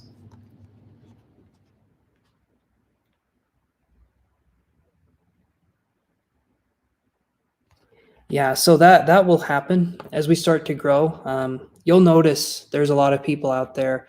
I talk about mediumship or I talk about whatever, but you'll notice that mediumship or energy healing, it's an incredibly powerful thing, yet not a lot of people are drawn to it at this point in time. It's getting more and more popular, but it just makes it's like right now people's interests are more into being distracted than they are about working on themselves. And so those people that left were probably not a good match to have in our lives anyway at that point, just because they were sort of there as surface dwellers, right? As we start to develop more spiritually, people can see that as kind of a threat because it makes it hard for them to want to evolve and to grow because they don't know how to match your level of growth. And once you start growing from the dark night of the soul, it's like trying to fit a size 10 foot in a size 2 shoe. You can't go back to the way things used to be. But here's what I got for you. So we get the Temple Path card. This is spiritual development. This is focusing on spiritual development. And this is the tricky part. I can't tell you if we do, maybe if we do a one-on-one session, we can talk more about it and we can see what it is you're particularly like you feel like you would be good at. But doing this right here, I would say the best thing to do is to ask yourself what you feel like is missing from the world and then try to work on fulfilling that need. If you feel like there could be more love and compassion, healing is a good place to go.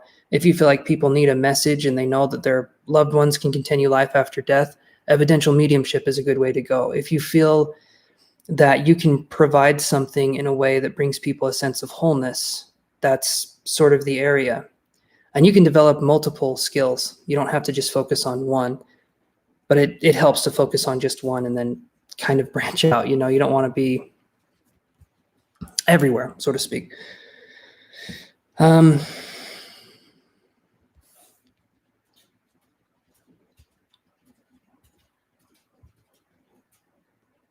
Yes. The unevolved, as you're saying, it makes it difficult to. You have to go through a lot. I think that's why it's hard to find people that are more like talking about this kind of stuff, because you have to go through something in a way that doesn't make you bitter, right? I always say there's two options no matter what happens in your life. You can either become better or you can become bitter. And I feel like those two options don't leave a lot of misinterpretation. You either focus on working on yourself or you don't. And a lot of people choose to, you know, like you said, be unevolved, not uninvolved. But specifically though, and I'm glad this is helping you. Specifically though, I'm trying to think of if we did something where it's like a Zoom meeting, again, I can help. We can talk about that. We can go further with that. I just don't know particularly what would be your style of whatever it is you want to do. Because some people, they could be spiritually into crystals, healing, numerology, astrology. I mean, it can go on. And depending on, and some people just want to go through the dark night of the soul and come out on the other side and feel like they're more whole and they're giving that energy back into the world. Like you don't have to become a spiritual anything. You can just focus on healing yourself. And in doing so, it helps heal the world, right? Like you don't have to go out of your way to do anything other than just focusing on building yourself up and building that sense of self-love. And realize that it actually is a blessing that people that wouldn't understand you. My problem is I love all. And it's That's good that you love all of it, Denise. That makes it kind of, I mean, yeah. But if we just focus on letting ourselves be the message of spiritual evolution, that works too. We don't have to go out of our way. But yeah, we'll lose people along the way. People will not understand us, or they'll feel threatened by us. A sense of evolution in a situation where there was only control makes it so that there's better than bitter.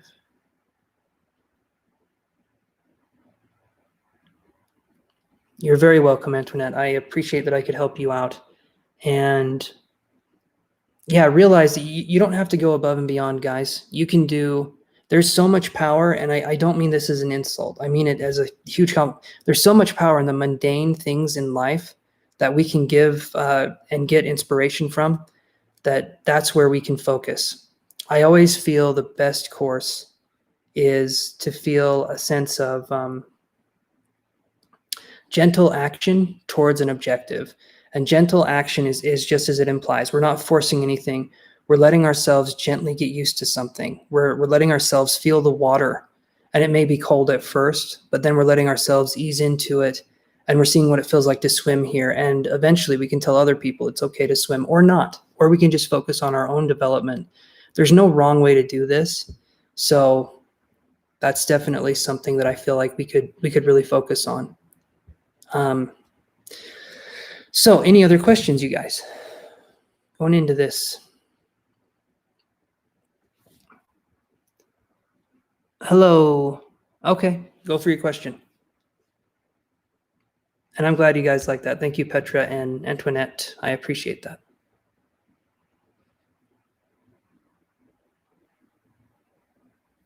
Laminitic, you're very, very welcome. Very welcome. What's your questions, Laminitic Reaction 88? Okay. Well, you're in luck because this is turning into the channel where we focus just on that. So I'm liking this. This is awesome. Let's focus more on that. I'm going to turn this light on over here, though, real quick. So I ask your question here. Yes, Jenna, I'm taking questions, but I got to turn the light on first. In myself and right over here. Okay.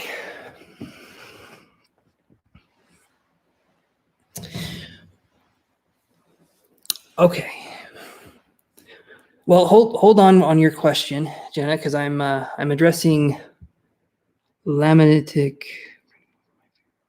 Okay, I'm doing Reaction 88's post first.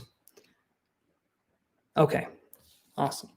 I love it when everyone is very patient and kind. That helps make this a lot easier, a lot more fun to do. Well, let me see. I'm having trouble lately within myself. I'm trying to get over my fear. Any guidance? When it comes to that, I'm going to need a little bit more information. What kind of fear are we talking about exactly? Or do we know what kind of fear it is?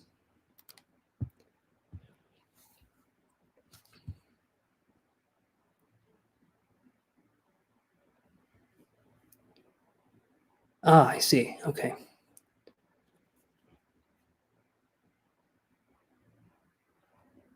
You are a medium. Okay. And what's the fear that's been building up?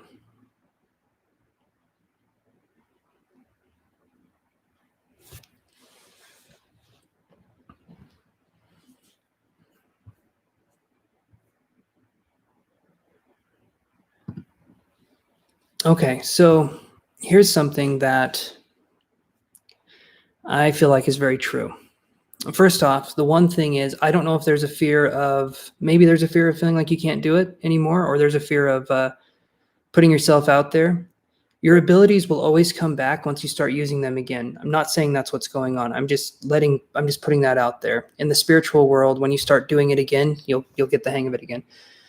And the fear of getting back into it can be, well, to me, that sounds like there was a fear of there was something that made you get out of it. So what had you get out of the mediumistic side?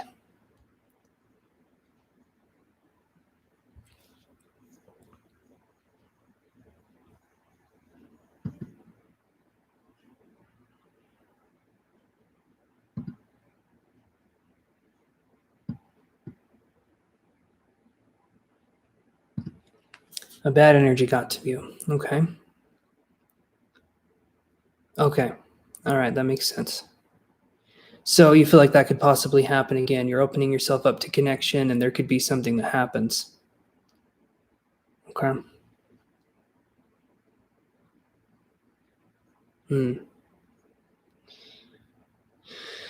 Oh, okay. So I'm feeling a tightness in my chest. I feel like this is a pretty interesting, unique situation. So I'm going to say this.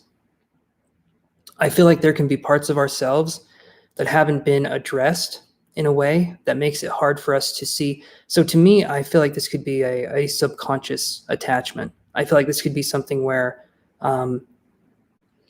maybe there's things we haven't dealt with that have come up. And I don't exactly know where these can stem from, but it can go into a lot of different directions. So did you feel like you had this when you were a little kid as well?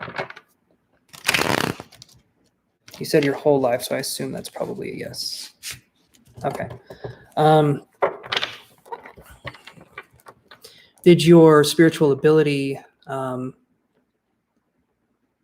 of room, okay. Did your spiritual ability become enhanced by this attachment, or do you feel like it impeded it? Or do you feel like it, that's a weird way of putting it. I'm trying to think of how to word this. You've always had it, okay. And have you always had these, have you always been, it enhanced it. Okay, that's what I was feeling. There was something there that enhanced it. Okay, so it was a catalyst moving forward. So could this energy, this attachment be a call to something, maybe? Do you feel that it's negative, or do you feel fear? Like, there's a difference here. So do you feel that it has a negative inclination, or do you just feel fear from it?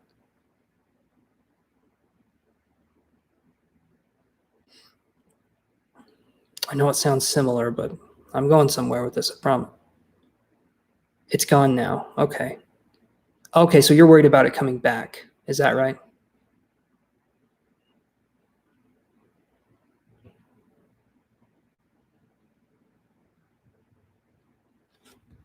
Okay.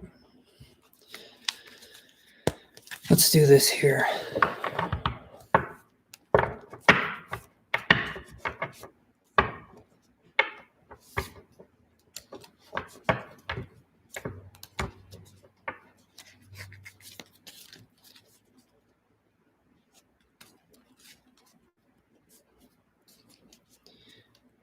Okay. The only, in my opinion, right, this is my opinion, this isn't the cards, this isn't anything else, because I haven't gone through this situation, but I would hope I can give insight. So my feeling would be that if we're looking at fear, we're looking at something taking over, the only way we can work through that is by allowing ourselves to connect with our guides, which I get that's fearful as well. But if we allow ourselves to be open and connect with our guides, over time we can build up a relationship and work with them. Our guides will never put us in any danger. That's not how it is. They might lead us to opportunities of transformation that usually are very gentle and we can learn from, but they don't put us in danger. So I feel like the best thing to do would be to just move forward in a way where we're focusing more on allowing our spiritual gifts to reopen again, and look at it in a way of us evolving and growing. And we have to do that by allowing ourselves to be, there can be fear when we do this at first. I get that there's fear, but there also needs to be a sense of like, my spirit team has me, I've got this, and eventually we can build that back up again. I don't feel like the attachment is going to come back. I feel like that could have been baggage from, I mean, it could have been baggage from anything, but I feel like generally we get attachments, or we get something that happens to us, we work through it. We can learn from it, is what I'm trying to say. It's like added karma, right? Previous life. So if there's added karma that we're working with, we get rid of that added karma or the extra baggage. We can then focus on bringing things into our not previous life, our present life, right? So that's what I'm feeling. Let yourself get into it, but don't jump into it. I always say, okay, so I say this, if you guys want a tip right here, this goes for anything.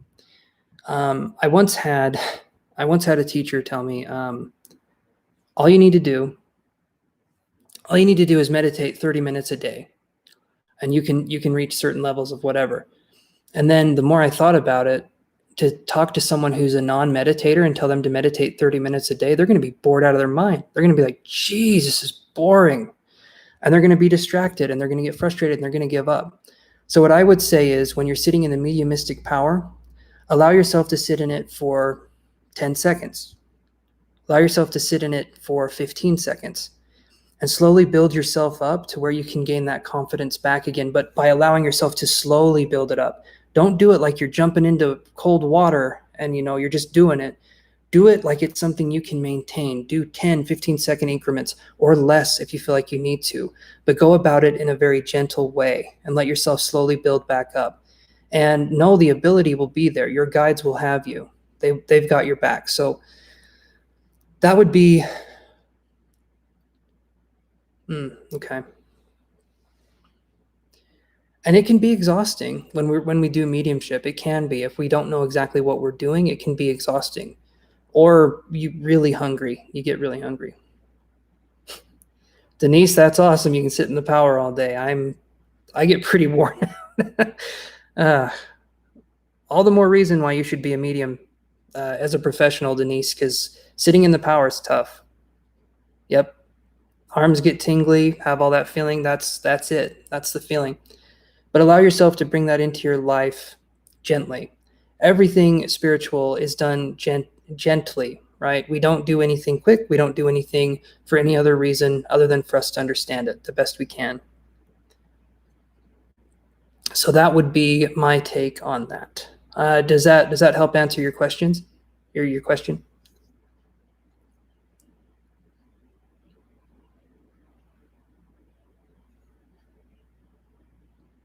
And if you want to work with me, lamanitic.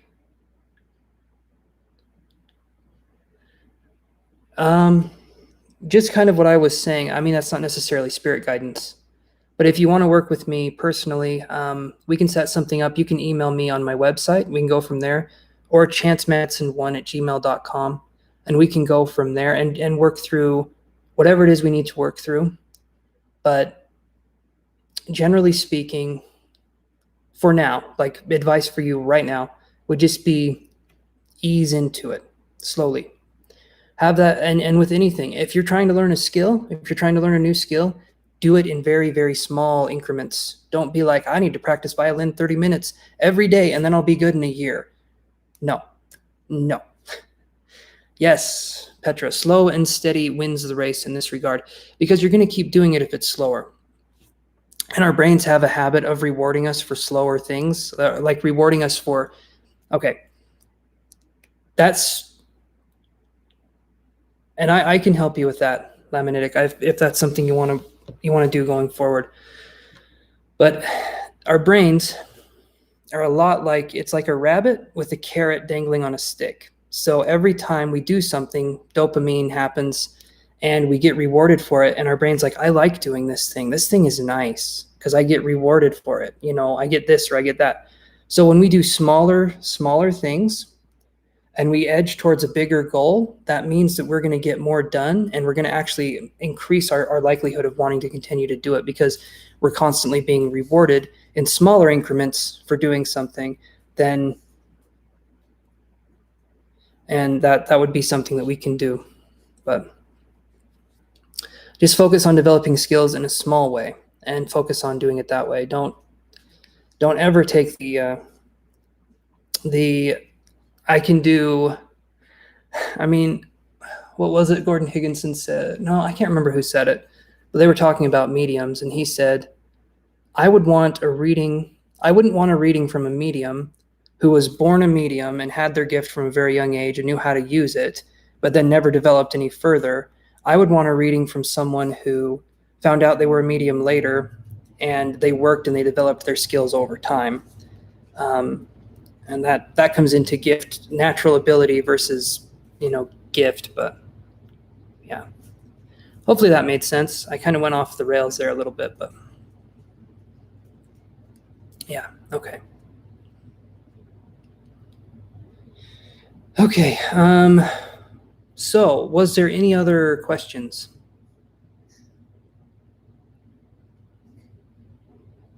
You've always seen, yeah. Clairvoyance is, and you can develop the other clairs too. You'll get it back in time. Sometimes, in my understanding, our spiritual gifts can kind of go into a little bit of kind of like a hibernation, and then they wake up, and there's generally a new ability that comes with that. Sometimes it just depends. It's there, but if it's blocked by fear, I can understand that. So you might need to go into this and develop another part. This could be spirit actually showing you, hey, you relied on your sight, but now if you want to work with us, you need to develop your clairsentience, or you need to develop your clairaudience, or your tasting, or your smelling. And it's not like it will be gone forever, but it could be focusing on having you develop a different facet of your mediumship.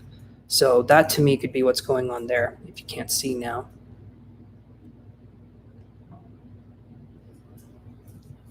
Yeah, you will. You'll see some weird stuff, especially, well, yeah.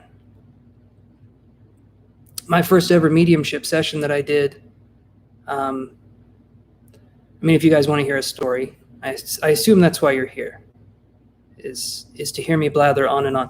All right, so my first ever, and you're very, very welcome, my first ever mediumship experience was, I woke up, I knew I was a medium that day.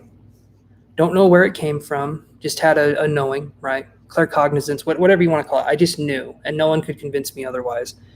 And that's such a sacred thing, and I realized that, but I went forward, and I started talking to people on Facebook, and I reached out to a lady, and her son had died from a hit and run.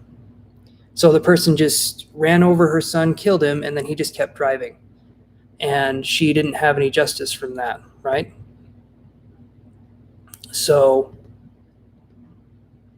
19 for the person that died, or 19 as in my age? Because if so, I'm very flattered. I'm very flattered, but no. Person that died, I don't think they were 19. I think they were older, if I can remember right. Maybe 24, 25. I'm not sure. That's been like 3 years ago, though. I'm not quite sure. But so they passed on, and I'm talking to the son. He's coming through, and I'm getting some information here and there, and all of a sudden, and this is crazy. All of a sudden, I'm just sitting there like this, my eyes are closed, and I'm like, I'm just gonna say it. I'm feeling something kind of weird, but he just farted. Like, is that normal? I said, I'm smelling a fart, and this is from her dead son, and I felt like, oh God, this is gonna go bad. But then she laughed and she said, yeah, that's what he did. He was a practical jokester. He would do stuff like that all the time, specifically that. And it was such a weird experience, but it was amazing at the same time. But then here's the even weirder part. I'm glad you guys enjoy that story. I'm glad you enjoy it. So here's the even weirder part, though. So I go to bed, having talked to her, and I go to bed and I wake up, and my girlfriend is telling me this really weird dream that she had. And she said there was this, and she had no idea I was doing this. She had no idea. She went to bed earlier that night. She had no idea. She told me she was having this dream of this guy, and she described him perfectly, the guy I was connecting with. And then I showed her a picture of the guy she had a dream about, and she flipped out. It was amazing because we were connected that way. So that was really cool to see that. So that was a mediumistic impression that was crazy. But yeah, you're going to have weird things happen. In fact, the more unique the spirit is that's coming through to communicate, you're going to have some interesting evidence. Let's put it that way. But yeah. So I'm hoping that helps with a lot of things. I've been doing this for about 2 hours and 15 minutes. So you're very welcome. And thank you guys so much for listening to me and just being there. I appreciate that. I think I'm going to call it good for today, as much as the sound of my own voice just fills me up with such joy. I hope you are. We can be in contact. We can go from there. But yeah, so you guys, I will talk to you fairly shortly. I'm going to try to connect more, just see what's going on, and kind of be there for you guys if you need someone. But yeah, I hope you guys have an awesome day and take care. Good night, and